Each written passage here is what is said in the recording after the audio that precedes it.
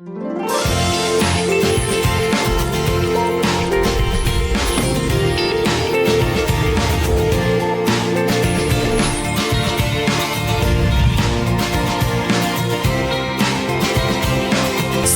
सवेरे पाकिस्तान, सुबह सवेरे पाकिस्तान, सुबह सवेरे पाकिस्तान। अस्सलाम वालेकुम जी, सुबह सवेरे पाकिस्तान में बहुत खुशामदीद। मैं हूं शिफा यूसुफ सईद और मैं हूं वैस मंगलवाला। मेरी तरफ से भी आप सबको अस्सलाम वालेकुम। खुदा का शुक्र है कि उसने हमें आज की सुबह देखना नसीब फरमाई। राज पहुंचे हमारे गैरों तक, नहीं पहुंचाने थे ना, राज पहुंचे हमारे गैरों तक। ये शेर है, इसमें अच्छा, आप सुनिएगा वाह, कि वाह, कैसे पहुंचे। वाह वाह वाह, अच्छा अभी तो अब बाद में करना है। अच्छा। राज पहुंचे हमारे गैरों तक, मशवरा कर लिया था अपनों से। अल्लाह अकबर। वाह वाह वाकई। अब असल बाबा ये है। अब देखिए दिल से निकला। बिल्कुल, पहले वाह, आप वाह। जब आप उस शेर के साथ वो मैं खिलवाड़ आपको कर देते जरा हैं ना, मोटिवेशन दिलाने के लिए नहीं, कर सुबह रही थी, सुबह लेकिन- भाई जब मैं आता हूँ तो मैं मोटिवेटेड होता हूँ। मैं हाँ बिल्कुल। आपकी तरह नहीं जगाना पड़ता है। जी, कि जाग जाओ, प्रोग्राम करना है, नाजरीन इंतजार कर रहे हैं। ठीक है, मैं तो मोटिवेटेड होता हूँ और मोटिवेशन जरूरी है जी। बिल्कुल। लेकिन रास पहुंचे हमारे गैरों तक, मशवरा कर लिया था अपनों से। और क्या? से मशवरा जो है ना, ये बड़ा संगीन हो जाता है कभी कभार। बिल्कुल। देखिए, राज हमेशा दो लोगों के दरमियान होना चाहिए, तभी वो राज कहलाता है। अपने एक और शख्स उससे के फिर- दरमियान होना चाहिए। और उससे फिर पता चल नहीं, मैं आपको बता रही हूँ कि पता चल जाएगा। अगर सिर्फ दो लोगों के दरमियान है ना, तो पता चल जाएगा भाई मेरा रास्ता या तुम्हारा रास्ता। मैंने तो बाहर नहीं निकाला, तुमने निकाला होगा, वो कहेगा या तुमने नहीं बता निकाला, दिया। मैंने निकाला होगा। हम दोनों में से ही कोई एक है, ठीक है। लेकिन कल पे अगर एक। तीसरा आया तो फिर इस सिचुएशन में वो बन जाएगा क्राउड। फिर आप नहीं पता लगा सकते कि इसने कहा या उसने कहा। फिर आपके पास ऑप्शन बेशुमार हो जाते हैं ना। चलो। तो वो दायरा कार तंग रखना चाहिए हमेशा। तो एक राज की बात बताऊं आपको, तो आप ही सुनिएगा, ठीक है। 60 सेकंड न्यूज दिखानी है, दिखा दे। इसराइल की जानिब से गजा में फ़लस्तीनियों की नस्ल कुशी जारी।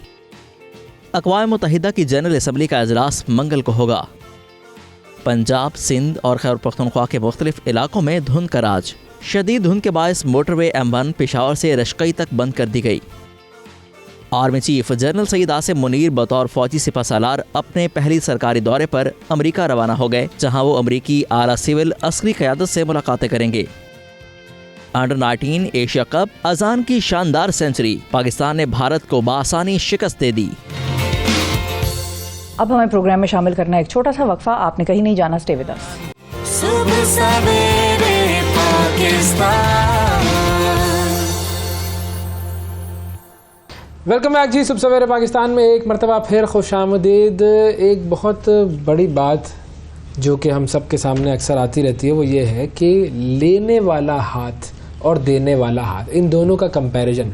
देने वाला हाथ हमेशा लेने वाले हाथ से बेहतर होता है। और अपने हाथों का इस्तेमाल या तो इंसान कुछ लेने के लिए करेगा, या देने के लिए करेगा, या फिर दूसरों की मदद करने के लिए करेगा। वो जो दूसरों की मदद करने वाला हाथ होता है उसको कहते हैं हेल्पिंग हैंड। और हेल्पिंग हैंड एक ऐसा इदारा है जो कि पाकिस्तान में काम कर रहा है लोगों की मदद करने के लिए। इस हवाले से हम बात करेंगे कि किस तरीके से ये लोग दूसरों की मदद करते हैं, कौन कौन से डोमेन्स हैं और कैसे लोगों की ज़िंदगियाँ तब्दील होती हैं, और हमारे यहाँ पर हमारे माशरे में कौन कौन से ऐसे डोमेन्स हैं जहाँ वाकई लोगों को मदद की ज़रूरत है। इस हवाले से हम बात करेंगे। हमारे साथ मौजूद है जी डॉक्टर अब्दुल खालिक गौरी साहब हैं, जो कि ग्लोबल मैनेजर हैं हेल्पिंग हैंड्स के। अस्सलाम वालेकुम सर। वालेकुम अस्सलाम। कैसे सर, ठीक ठाक हैं आप? अल्हम्दुलिल्लाह। सर सबसे पहले थोड़ा सा अगर हमें बताएं कि किस किस डोमेन में आप लोग काम कर रहे हैं। हमारा जो डोमेन बेसिकली है वो एक सबसे पहला तो इमरजेंसी रिस्पांस है। जहाँ कहीं मैन मेड या नेचुरल डिजास्टर है उसमें इमीडिएटली जो रिस्पांस है उसका इमरजेंसी रिस्पांस वो है। उसमें तो बंदे को पाकिस्तान में सांस लेने का मौका ही नहीं मिलता कि एक इमरजेंसी के बाद दूसरी इमरजेंसी आती रहती है। बिल्कुल ठीक कह रहे हैं आप, और ऐसा ही है। इसीलिए हमारा जो इमरजेंसी रिस्पांस मैकेनिज्म है उसमें प्रिपेयर्डनेस बहुत इंपॉर्टेंट है। तो हम इन एडवांस, हमें अंदाज़ा है कि जो सीजनल जो फ्लड्स आ रहे हैं, जो सीजनल ज़लज़ले को तो कोई पेशगोई नहीं हो सकती, लेकिन जो बाकी जो सीजनल जो वेरिएशंस आती हैं और इस तरह से, उसमें हम अपना जो है वो प्रिपरेशन रखते हैं। दो तीन तरह से हम इसमें इमरजेंसी रिस्पांस पे काम कर रहे होते हैं। प्रिपेयर्डनेस के अलावा कम्युनिटीज़ को तैयार करते हैं जो जी, तो वो जहाँ नेचुरली मतलब एक फ्लड के जो एरिया में जो दरिया के आसपास जो लोग रह रहे हैं और उन्हें रिपीटेडली फ्लड्स का सामना रहता है, उन कम्युनिटीज़ को अवेयरनेस देना, उनको एजुकेट करना, उनको प्रिपेयर करना उसके लिए कि अगर ऐसा कोई अगर आ रहा हो तो वो पहले से क्या करे। तो वो रिस्क रिडक्शन हम जो उसको कहते हैं कि डिज़ास्टर रिस्क रिडक्शन, ये एक स्ट्रेटेजी हमारी जो है बड़ी की स्ट्रेटेजी है। फिर उसके साथ साथ हम जो हमारे वेयर हाउसेज हैं वो एक सर्टन लेवल तक उसकी प्रिपरेशन रखते हैं। हमें मालूम होता है कि जो है अब ये बारिशों का सीजन शुरू होने वाला है, तो हमारे वेयर हाउसेज में उसका स्टॉक पहले से मौजूद होता है इन एडवांस। जैसे ही हमें जो है ये जो आ रही होती हैं फोरकास्ट आ रही होती हैं वेदर की, उस हिसाब से फिर हमारी टीमें जो है वो बिल्कुल वेल इन एडवांस प्रिपेयर्ड रहती हैं और अल्हम्दुलिल्लाह काफ़ी हद तक जो है हम उसमें अपना जो है रोल प्ले करते हैं। एक तो ये डिजास्टर रिस्पॉन्स का एरिया हो गया जो कि बड़ा की एरिया है, इसके अलावा डोमेन्स फिर कौन से आ जाते हैं? उसके बाद जो है फिर जो पॉवर्टी रिडक्शन है वो बहुत बड़ा एरिया है। पॉवर्टी रिडक्शन और वो चलता जा रहा है, वो चलता जा रहा है बिल्कुल। बहुत सारे एलिमेंट हैं, एजुकेशन का है, हेल्थ का है, फिर बेरोजगारी है, यूथ एम्पावरमेंट का एरिया है बहुत बड़ा जिस पे काम करने की ज़रूरत है, वुमेन एम्पावरमेंट पे, जेंडर इक्विटी पे हम काम कर रहे हैं।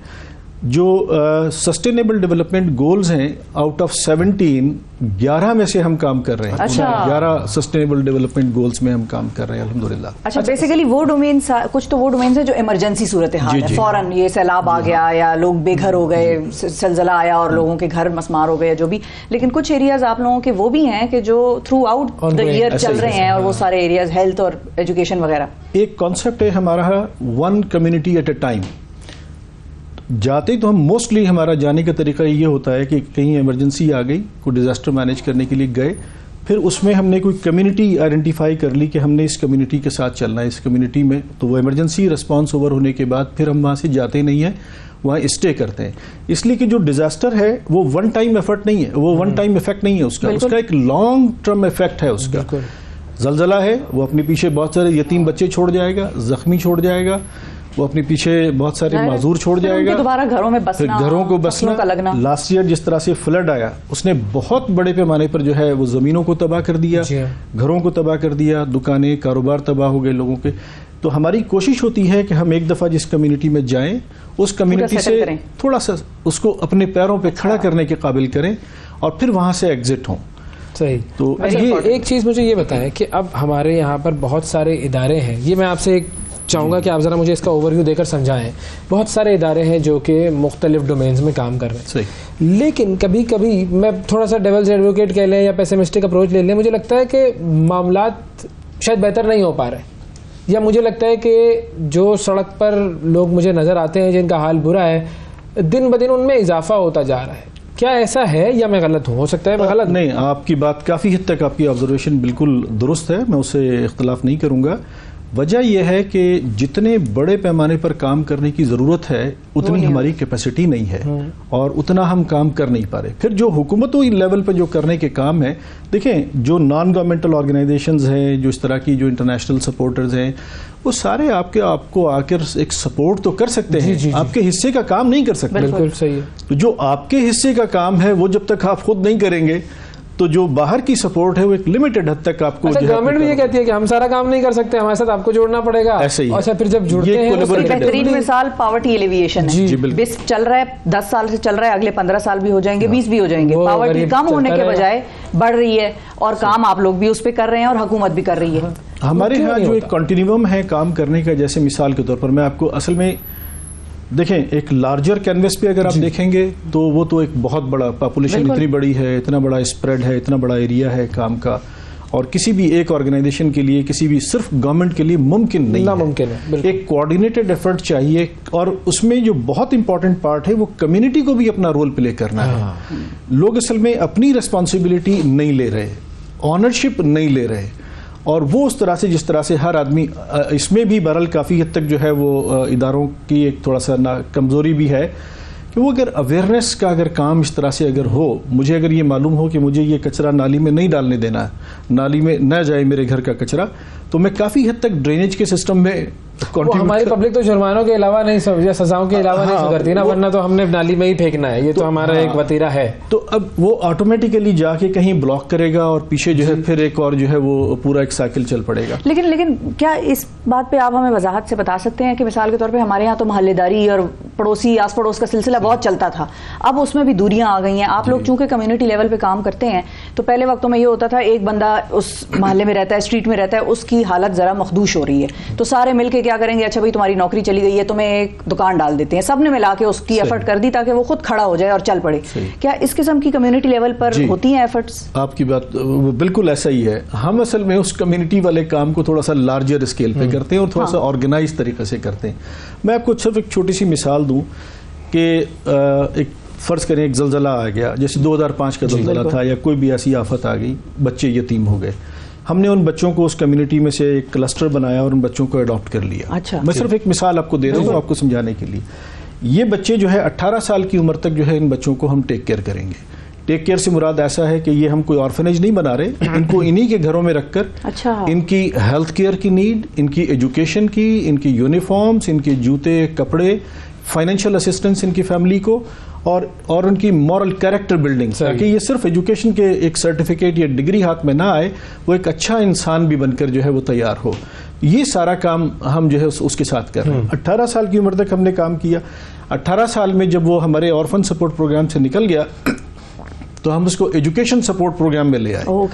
अब उसकी जो हायर एजुकेशन है, यूनिवर्सिटी में जाना है, कॉलेज जाना है, प्रोफेशनल एजुकेशन है, वो उसको एजुकेशन सपोर्ट प्रोग्राम प्रोवाइड कर रहा है। और अगर किसी के हालात ऐसे हैं कि जो उस एजुकेशन सपोर्ट प्रोग्राम की उस हायर एजुकेशन में नहीं जा पा रहा किसी वजह से, या नहीं जाना चाहता, या वो नहीं है उसका लेवल, वो स्किल्स चाहिए उसको, तो हम उसको skills development and livelihood programme की तरफ लेकर जाते हैं।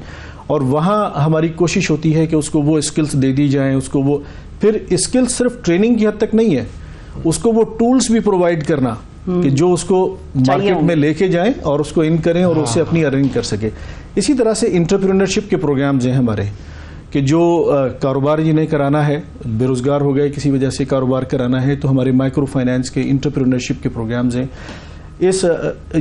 और इसी के साथ साथ हमारा जो फार्मिंग है, बेसिकली एग्रीकल्चर चूंकि हमारा बहुत बड़ा एरिया है और ज़्यादातर फ्लड्स में जो तबाही आ रही होती है वो एग्रीकल्चर सेक्टर के अंदर आ रही होती है ना, तो उसमें हम उनको फार्मिंग के डिफरेंट टूल्स, टेक्निक्स और उनको जो है मटेरियल या सपोर्ट दे रहे होते हैं।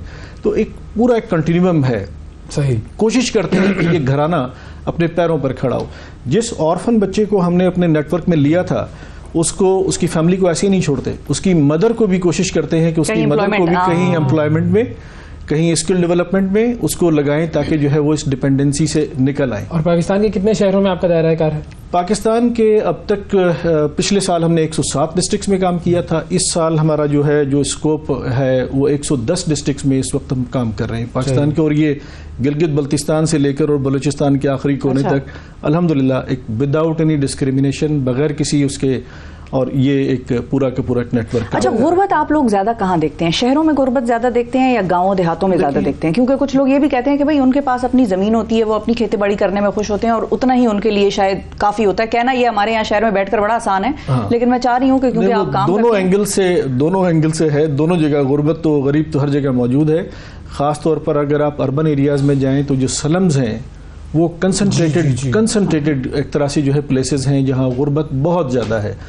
रूरल एरियाज में ख़ास तौर पर वहाँ जहाँ पर जो है वो जो गरीब हारी और जो मजदूर, जो किसान जिसके पास लैंड नहीं है, वो डिपेंडेंट है ज़मींदार के जो है उस ज़मींदारी के ऊपर, और वहाँ काम करने पर वो ये दो एक्सट्रीम्स बेसिकली जो है दोनों जगह मौजूद हैं। ठीक है। अच्छा, मैं ये पूछना चाह रहा था कि अब चूंकि इन्होंने जो सवाल किया उसी को अगर मैं थोड़ी सी उसके एक्सटेंशन में ले जाऊँ कि कहाँ पर आपको लगता है कि लोगों के अंदर खुद अपनी हालत बेहतर करने का जज्बा मौजूद है? क्योंकि मैं ये भी देखता हूँ कि बहुत सारे लोग ऐसे हैं जैसे हैं वो वैसे ही रहने में खुश भी होते हैं, और उनको आप जितना भी हेल्प करते रहे वो शायद उसी जो लेने वाला हाथ ही रहते हैं, वो देने वाला हाथ बनने की तरफ उनकी रग़बत नहीं होती।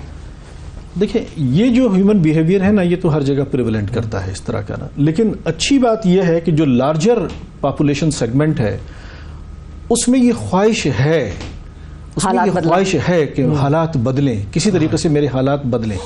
जो प्रॉब्लम आती है वो ये है कि वो राइट वेन्यू तक नहीं पहुंच पाते, राइट पर्सन तक नहीं पहुंच पाते, वो जो अपॉर्चुनिटीज उसके अराउंड हैं वो एक्सप्लोर नहीं कर पाते, और उन अपॉर्चुनिटीज़ तक पहुंचकर उनको एक्सप्लोर करने की वो सलाहियत उनमें नहीं होती। तो हमारे जो मुख्तलिफ प्रोग्राम्स हैं, हमारी कोशिश होती है कि अगर उसमें सलाहियत है तो उसे अपॉर्चुनिटी तक लिंक कर दिया जाए, अगर अपॉर्चुनिटी मौजूद है तो उस अपॉर्चुनिटी के साथ उसको जो है एम्पावर कर दिया जाए, जो गैप है उसको ब्रिज कर दिया जाए। अच्छा, ये शायद ज्यादातर इदारे, मुझे नहीं पता कर रहे हैं या नहीं कर रहे हैं, आप मुझे बताइएगा, क्योंकि मैंने ये तो बहुत सारी जगहों पर लिखा हुआ देखा है कि यहाँ पर दोपहर का खाना मुफ्त में मिलता है, यहाँ रात का खाना मुफ्त में मिलता है, लेकिन मैंने ये नहीं देखा कहीं पर कि वहाँ पर लिखा हो कि यहाँ वेल्डिंग का काम मुफ्त में सिखाया जाएगा, यहाँ पर आपको कारपेंटरी का काम मुफ्त में सिखाया जाएगा, तो आप आ जाएं, सीख लें और काम करना शुरू कर दें। बहुत कम इदारे हैं जो इस तरह की चीजें कर रहे हैं जिस तरह आपने बताया, लेकिन ये अप्रोच क्यों नहीं है भाई? अच्छा, थोड़ा सा हम अपने इदारे हेल्पिंग हैंड के मुतालिक जो है मैं ये कह सकता हूँ कि हमारा इस तरह का कोई दस्तरखान आपको कहीं नहीं मिलेगा। हमारे इस तरह के जो प्रोजेक्ट हैं वो इमरजेंसीज में जरूर जाते हैं। ठीक है कि लोग बिल्कुल जो है घरों से बेघर हो गए और उनके पास कुछ भी नहीं है, सड़कों पे आ गए, उन्हें ज़रूर हम टेक केयर करते हैं, उन्हें पका हुआ खाना भी प्रोवाइड करते हैं, उन्हें हम फिर राशन भी प्रोवाइड करते हैं, छोटे मोटे शेल्टर बना के उनको अगर बैठने की जगह मिल गई है या उनके अपने घर हैं तो उनको फिर राशन वगैरह जो है प्रोवाइड कर दिया। कोशिश हमारी होती है कि उन्हें सेल्फ एम्पावरमेंट की तरफ लेकर जाएं, और अगर किसी को खाना देना भी है, अगर किसी के हालात ऐसे हैं जो कोई माजूर है या बहुत ही गरीबी, और बहुत मतलब जरूरी भी होता है, मतलब मैं उन तमाम प्रोजेक्ट्स को मैं ये नहीं कह रहा हूँ कि वो गलत है, कर रहे हैं, अच्छी बात है, लेकिन उसके काउंटर में वो नहीं आ रहा कि जिससे स्किल डेवलपमेंट हो सके। हाँ, हमारा मेन फोकस जो है लोगों को अपने पैरों पर खड़ा करना होता है। ये जो सपोर्ट है ये वक्ती सपोर्ट के तौर पर हम इसको लेते हैं जरूर, और खाना खिलाना बहुत बड़ी नेकी का काम है, इसमें कोई शक नहीं है, खाना खिलाना, उनकी जरूरतें पूरी करना, और लेकिन असल बात यह है कि जो है उनको उस हदीस के मुताबिक जो हुजूर सल्लल्लाहु अलैहि वसल्लम का वो जो कुल्हाड़ी वाला जो वाकया है, जी बिल्कुल, एक सहाबी आए और उन्होंने कहा कि जी मैं बहुत गरीब हूँ और मेरे पास रिसोर्सेज नहीं है। आप सल्लल्लाहु अलैहि वसल्लम ने जो है उनसे कहा कि तुम्हारे पास क्या कुछ है, तो जो कुछ उनके पास था उसे मंगाया, उसमें से कुछ चीज़ें जो है कहा कि ये बेच दो, और वो जो और जो पैसे आए उससे वो कुल्हाड़ी एक खरीद के लाए, और फिर हुजूर सल्लल्लाहु अलैहि वसल्लम ने वो दस्ता अपने हाथ से उसमें लगाया और उसे कहा कि अब जाओ तुम जंगल से लकड़ियाँ काटो और फिर मेरे पास आके मुझे बताना। तो अब ये उन्होंने उसके लिए एक पूरा स्किल और उसका आइडिया कर दिया ना। बिल्कुल बिल्कुल बिल्कुल ऐसा ही है। हमारा जो मैक्सिमम कॉन्सेप्ट है, सब में जो काम है, जो स्ट्रेटेजी है, वो इसी कॉन्सेप्ट के अराउंड रिवॉल्व करती है। और क्या पाकिस्तान से बाहर भी ग्लोबल ऑपरेशंस भी आप लोगों के हैं इस किस्म के? जी ये हेल्पिंग हैंड में थोड़ा सा इसको एक ब्रीफ सा एक इंट्रो करा दूं। ये यूएस बेस्ड ऑर्गेनाइजेशन है, बेसिकली मुस्लिम चैरिटी है ये। ठीक है। इसका एक अगर आप वो लोगो देखेंगे तो उसमें बड़ा बड़ा लिखा है मुस्लिम्स फॉर ह्यूमैनिटी। तो पूरी मुस्लिम्स फॉर ह्यूमैनिटी, ये बड़ी इंपॉर्टेंट बात है। ह्यूमैनिटी। तो इस लोगो और इस मोटो के साथ जो है हम पूरी दुनिया भर में जहां कहीं कोई डिजास्टर आ जाए, जहां कहीं कोई, बिल्कुल without any discrimination of religion, race, creed, इलाका, ह्यूमैनिटी, एक ह्यूमैनिटेरियन जो है वो एक एफर्ट है जो हर जगह जा रही है। जबरदस्त। इस वक्त हम ये ऑल्दो यूएस बेस्ड है, हमारे 10 परमानेंट ऑफिसेज हैं 10 मुख्तलिफ कंट्रीज के अंदर, और 80 से ज्यादा ममालिक में हमारा नेटवर्क काम करता है अल्हम्दुलिल्लाह। जिसमें से मैं जिस प्रोजेक्ट को देखता हूं, मैं उसके स्पेशली हेल्थ केयर और रिहेबिलिटेशन के प्रोग्राम्स देख रहा हूं, और ये सिर्फ ये प्रोग्राम्स हेल्थ केयर और रिहेबिलिटेशन के प्रोग्राम्स जो है 26 मुल्कों के अंदर हैं ये, माशाल्लाह, जिसमें से सबसे बड़ा ऑपरेशन हमारा पाकिस्तान में ही है। माशाल्लाह, क्या बात है सर, बहुत शुक्रिया अदा करेंगे आपका, और अल्लाह ताला जो इदारा आप लोग चला रहे हैं उसको कामयाब फरमाए। और बहुत सारे जो है वो इदारों की नीड्स हैं हमारे यहाँ पर, लोगों को एम्पावर करने की नीड है, लोगों की मसाइल को हल करने की नीड है। ये मसाइल जब हल होंगे तो लोगों की ज़िंदगियाँ तब्दील होंगी। बहुत शुक्रिया सर, थैंक यू। एक छोटा सा वक्फा लेते हैं, वक्फे के बाद दोबारा आपसे मिलते हैं। Stay with us. सुबह सवेरे पाकिस्तान। आज हम बात करना चाहेंगे आई कैंसर के हवाले से। बहुत कम लोग इसके बारे में जानते हैं और उससे भी कम हम बात करते हैं इसके बारे में, लेकिन ये भी जाहिर है जिस्म के दीगर आज़ा की तरह आंख भी ऐसी चीज़ है कि जो नाजुक भी बहुत है, और अगर इसमें हल्की सी भी खराश आ जाए तो आपकी आई साइट या जिसको विजन कहते हैं उस पर अच्छा खासा जो है नुकसान ये कर सकती है। तो हमारे साथ डॉक्टर तैयब अफगानी साहब मौजूद हैं जो कि हेड ऑफ द डिपार्टमेंट हैं ऑक्यूलर ऑन्कोलॉजी के सेंटर फॉर आई कैंसर में, आसान अल्फाज में अगर आपको बताऊँ, और इनसे हम जानेंगे कि आई कैंसर के किस किस्म के सिम्टम्स होते हैं, किस किस तरह से आंख की हिफाजत करनी है और फिर इलाज इसका कैसे मुमकिन हो पाएगा। अस्सलाम वालेकुम डॉक्टर साहब। जी वालेकुम अस्सलाम व रहमतुल्लाह। बहुत शुक्रिया सर, आपने वक्त निकाला। सबसे पहले तो थोड़ा सा हम चाहेंगे कि आप हमें ये बता दें कि आंख जो है वो कितनी सेंसिटिव है और किस किस तरीके से आंख डैमेज हो सकती है, फिर उसके बाद हम कैंसर पे भी आते हैं। आपने तो खुद ही जिक्र कर दिया कि आंख तो ज़रा सी खराश भी आ जाए तो आंख की नज़र बुरी तरह मुतासर हो सकती है। इसलिए जो है आंख का ट्रॉमा जो है वो बहुत ही सेंसिटिव, बाकी जिस्म की निस्बत जो है यहाँ पर ट्रॉमा बहुत ज़्यादा जल्दी और मनफी अंदाज में असर करता है। बच्चों में ख़ास तौर पर खेलते खेलते ज्योमेट्री बॉक्स की कोई चीज़, कोई खिलौना कोई आंख पे लग गया और उससे वो जो ये हमारे जैसे कॉर्निया कहते हैं, इस पर इंजरी हो गई और फिर उसके बाद नज़र उसकी मुस्तकिल ख़त्म हो सकती है। इस हद तक नाजुक है डॉक्टर साहब, सॉरी माजरत के साथ, कि अगर आप आंख को ज़्यादा ज़ोर से मलते भी हैं तो उससे भी डॉक्टर्स मना करते हैं। सही कह रही हूँ मैं? जी, ज़्यादा जोर से मलना भी नहीं है। जी, वो भी एक, अगर एक मुस्तकिल तौर पर आप मलते रहें एलर्जी की शक्ल में, अगर आप इसको मलते रहें, कई सालों से बच्चा मल रहा है तो उसकी शक्ल ही बदल जाती है, जिसे हम क्रेटोकोनस कहते हैं, और फिर उसका इलाज भी नई आंख होता है। अच्छा, तो ये भी बहुत सारी चीज़ें ऐसी हैं, तो ये तो अल्लाह की बहुत बड़ी नेमत है। बिल्कुल, इसकी हिफाजत करना हम सब की जिम्मेदारी ज़रूरी है। अच्छा, अब सर आ जाते हैं इस चीज़ के ऊपर कि जिसकी स्पेशलाइजेशन आप करते हैं, जी, आंखों का कैंसर। अब ये आंखों का कैंसर किस तरह हो सकता है और क्या इसकी सबसे पहले मैं आपसे ये जो है अर्ज़ करूँ कि हम कुछ आदाद व शुमार जमा कर रहे थे जी, अल-शिफा ट्रस्ट आई हॉस्पिटल के अपने आदाद व शुमार, फिर दुनिया के एतबार से, तो ये जानकर मुझे भी हैरत हुई कि इस वक्त आई कैंसर जो है पाकिस्तान में दुनिया में सबसे ज़्यादा है। अच्छा, ये कोई मुबालगा वाली बात नहीं है या मीडिया पर कहने की बात नहीं है, बल्कि मैं खुद इस पर जब मैंने देखा आदाद शुमार, देखिए पाकिस्तान दुनिया के अंदर WHO के मुताबिक सबसे ज़्यादा आई कैंसर जो है वो 2 मुल्कों में कहा जाता है, एक अमेरिका में, एक चाइना में और एक इंडिया में। दोनों की आबादी तकरीबन 1.4 बिलियन है। ठीक है। अब 2000 सालाना उनका आई कैंसर होता है। अब हमने जब कैलकुलेट किया, सिर्फ अल-शिफा की अपनी फिगर्स जो हैं, हम 500 के करीब हमारी हर साल आई कैंसर होते हैं, विच मीन्स के 1.4 बिलियन में 2000 है। यही तो मैं अब इस तरह करोड़ में 500 हो रहे हैं, तो रेशो वाइज तो वो मैंने जब देखा तो हम उनसे दुगने हैं। So this is very alarming, this बहुत ज़्यादा, ये यानी एक हमारे लिए लम्हा फिक्रिया है। तो इसलिए जो है जिस तरह बाकी क्या करते हैं, क्या वजह है? वजह तो देखिए, अगर आप चाहते हैं कि ये मालूम करना चाहें कि आई का कैंसर होता क्यों है, तो उसका एक सिंपल जवाब है कि 80% केसेस में हमें नहीं मालूम। जिस तरह बाकी जिस्म के अंदर बहुत सारी वजूहात हैं, नहीं पता चलता, इस तरह आँख के कैंसर में भी ज़्यादातर कैंसर्स का नहीं पता, लेकिन कुछ कैंसर्स ऐसे हैं जो कि मौरूसी हैं, जो कि अगर एक बच्चे में हैं तो वालिदैन को फिक्र होना चाहिए कि मुमकिन है कि अगले आने वाले बच्चों में भी हो सकता है। एक बात। उसके बाद दूसरी वजह जो है वो कुछ वायरसेस हैं, वायरसेस की वजह से भी यानी कुछ जो है आई कैंसर हो सकते हैं। इसके अलावा हमारा जो ओवरऑल इस वक्त साइंस जो का इल्म जो है महदूद है, हम नहीं बता सकते। लेकिन फिर इसका हम आइडेंटिफाई कैसे करेंगे कि क्योंकि मिसाल के तौर पे ब्रेस्ट कैंसर की अगर हम बात करते हैं, उन्होंने कहा कि अगर आपको नजर आता है कोई डिस्कलरेशन है, कुछ है, तो वो पता चलता है, नजर आता है। इसी तरह दीगर जो फेफड़े हैं या लिवर कैंसर सिरोसिस है, वो भी आपको खून की उल्टियां आना, इस किस्म के सिम्टम्स खुद ही वाजे हो जाते हैं।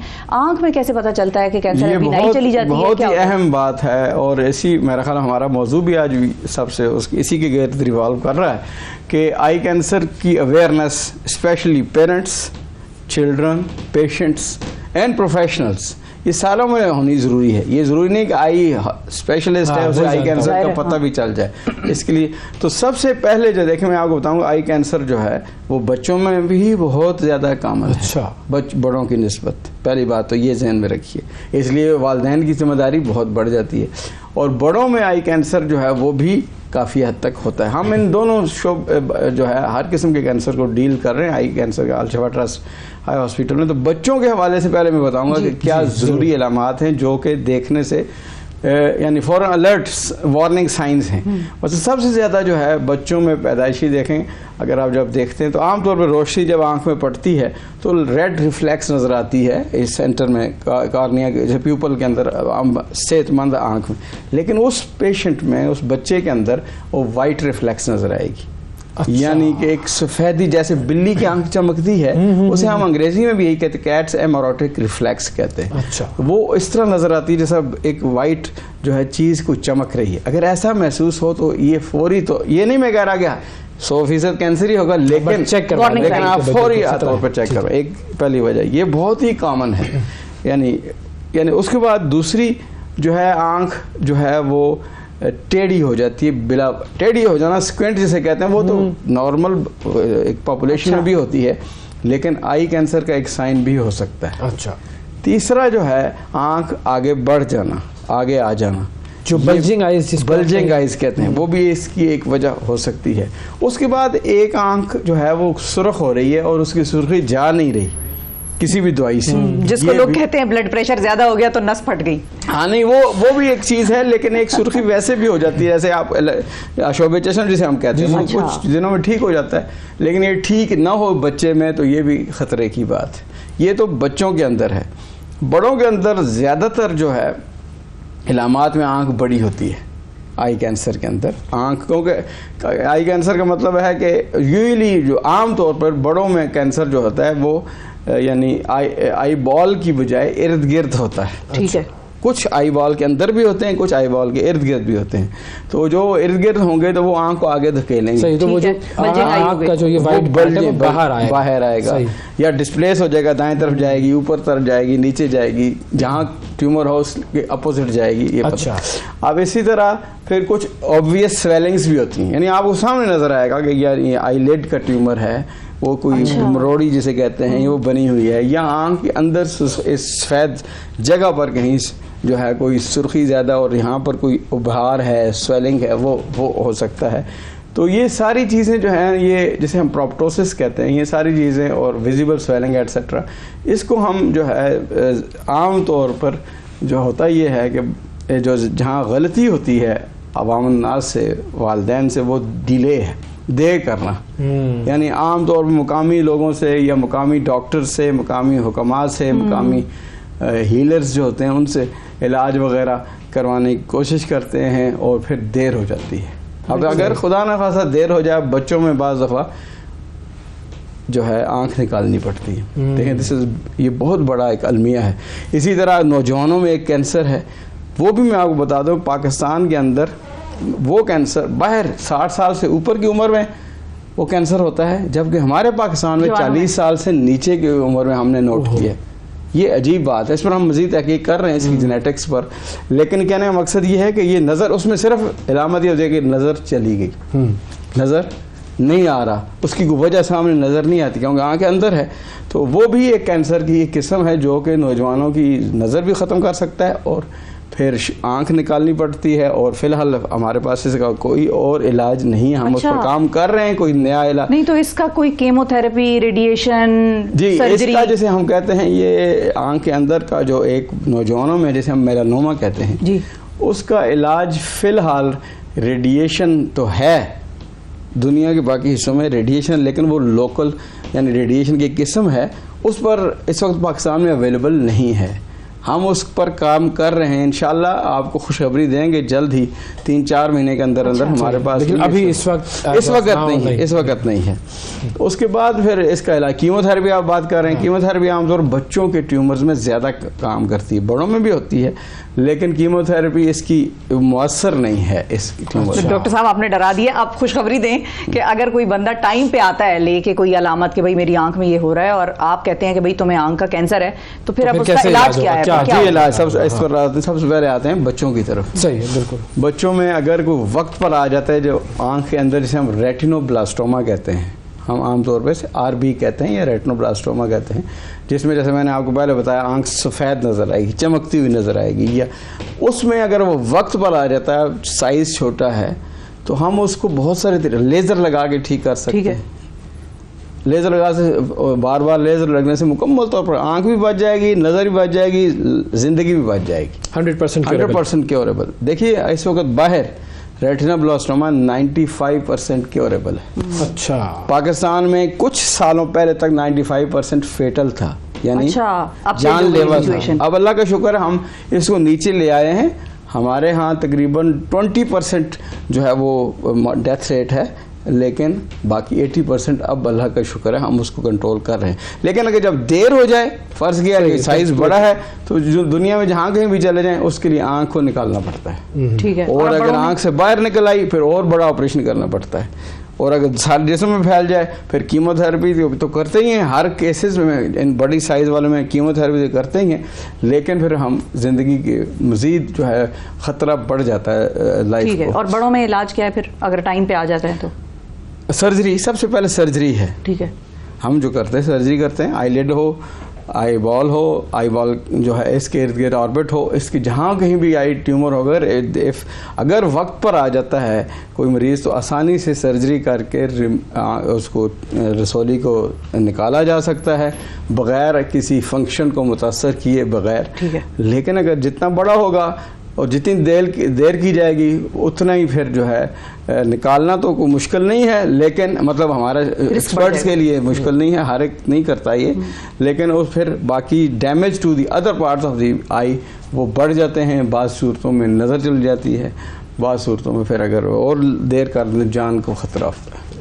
तो ये पहला स्टेप है, चाहिए। सर्जरी इज़ द पहला फर्स्ट ठीक है। Step in whether it is children या ये बच्चे हैं ये बड़े हैं। उसके बाद दूसरा जैसे आपने जिक्र कर दिया कीमोथेरेपी। कीमोथेरेपी मीन ड्रग्स, इसकी बहुत सारी अल्हम्दुलिल्लाह इसमें काफ़ी एडवांसमेंट है।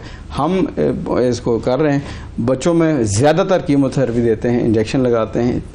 2-3 घंटे का एक सेशन होता है, हर महीने एक सेशन, 5-6 सेशन ज़्यादा लगते हैं। तो इसमें ये बताना चाहूँगा मैं थोड़ा सा आपके जो इस चैनल की वसादत से कि हम इस वक्त पाकिस्तान में वाहिद इदारा है जो कैंसर की कीमोथेरेपी एक आई हॉस्पिटल के अंदर जो है फ्री ऑफ कॉस्ट अवेलेबल है। हाँ। और ये जो भी आएगा उसको हम फ्रीली देंगे, इसका सेंटर मौजूद है। और आप अगर कहीं भी पाकिस्तान के अंदर मौजूद है बच्चा, वो अगर उसको ज़रूरत है कीमोथेरेपी की आई कैंसर के हवाले से, तो हमारे पास भेजें, हम उसको बगैर किसी क्वेश्चन के ये कीमोथेरेपी दूसरा है। तीसरा रेडिएशन है, ठीक है, जिसे हम कहते हैं शुआएं कहते हैं। रेडिएशन जो है आँख के ऊपर शुआओं का अपना एक सिस्टम है। वो जैसे मैंने आपको कहा, एक तो वो मेलानोमा के लिए मैंने बताया, आपके आँख के अंदर जो उसके लिए एक छोटी सी प्लाक लगा देते हैं, ऊपर एक रख देते हैं आँख, उसमें से शुआएं निकलती रहती हैं, वो कुछ अरसे में ठीक कर देगा इंशाल्लाह। उम्मीद है ये जल्द ही हमारे पास भी होगा। लेकिन उसके अलावा एक बड़ी मशीन के ज़रिए से, जैसे आपने देखा है, ऐसे बाकी कैंसर्स का जिक्र किया आपने, ब्रेस्ट कैंसर का, लंग कैंसर का, ये पेट के कैंसर का, तो इसमें रेडिएशन बाज़ दफ़ा लगानी पड़ती है। रेडिएशन के अपने मसाइल हैं, लेकिन बाज़ दफ़ा इनएविटेबल नागज़ीर होती है, तो इसके अपने कॉम्प्लिकेशंस भी हैं। तो ये 3 बेसिकली सर्जरी, कीमोथेरेपी और रेडिएशन, हर एक ट्यूमर का अलग नेचर है, उस लिहाज से जो हम डिसाइड करते हैं कि इसको क्या दिया जाए। तो दुनिया कहाँ पहुँच चुकी है इसके इलाज में? क्योंकि ज़ाहिर हम ठीक है, हम एक ज़ाहिर थर्ड वर्ल्ड कंट्री कह लें, अभी डेवलपिंग कंट्रीज़ में ही शामिल करता हूँ मैं अपने आप को। तो दुनिया कहाँ पर है और हम कहाँ पर हैं? देखिए, इस हवाले से आम तौर पे मैं इस बारे में ये कहूँगा कि अल्हम्दुलिल्लाह कैंसर थेरेपी में पाकिस्तान पीछे नहीं है। कोई बहुत ही एडवांस चीज़ें अब आ चुकी हैं, अब टारगेटेड थेरेपीज़ आ चुकी हैं। यानी आप एक पर्सन एक्स है, उसके अंदर जो ट्यूमर है उसकी जीन्स को हम चेक करेंगे, उस ट्यूमर को चेक करेंगे, फिर उस लिहाज से हम उसकी स्पेसिफिक दवाई या जो भी मेथड होगा वो इस्तेमाल करेंगे। अब ये उसे इम्यूनोथेरेपी भी आ गई, बायोथेरेपी, इस किस्म की बहुत सारी ऐसी आ गई हैं जो कि अब पहले मौजूद नहीं थी, और लेकिन दे आर वेरी एक्सपेंसिव, बहुत ज़्यादा फ़िलहाल महंगी हैं। अभी पाकिस्तान में भी कर रहे हैं, लेकिन उसको इतना आम नहीं है। लेकिन इसमें हम आगे आगे आहिस्ता बढ़ रहे हैं, और उम्मीद है कि इंशाल्लाह कुछ सालों में कैंसर उतना जो है ड्रेडफुल या ख़तरे वाली चीज़ नहीं रहेगा जितना कुछ अर्से पहले था। सही, बहुत शुक्रिया सर आपका, आपने वक्त निकाला। अपनी आंखों का ख्याल रखें, क्योंकि आंखों से ही आप सारी ज़िंदगी गुजारते हैं और आंखों से ही दुनिया देखते हैं। आंखों से दुनिया देखते हैं, और आंखें एक तो वो जो दुनिया दिखाती हैं और एक वो जो दुनिया समझाती हैं, वो दिल की आंखें। दोनों आंखों का ख्याल रखिए, उन दोनों आंखों की बड़ी ज़रूरत है जी। नाज़रीन, वक्फा लेते हैं, वक्फे के बाद दोबारा हाजिर होंगे, हमारे साथ रहिएगा। सुबह सवेरे पाकिस्तान।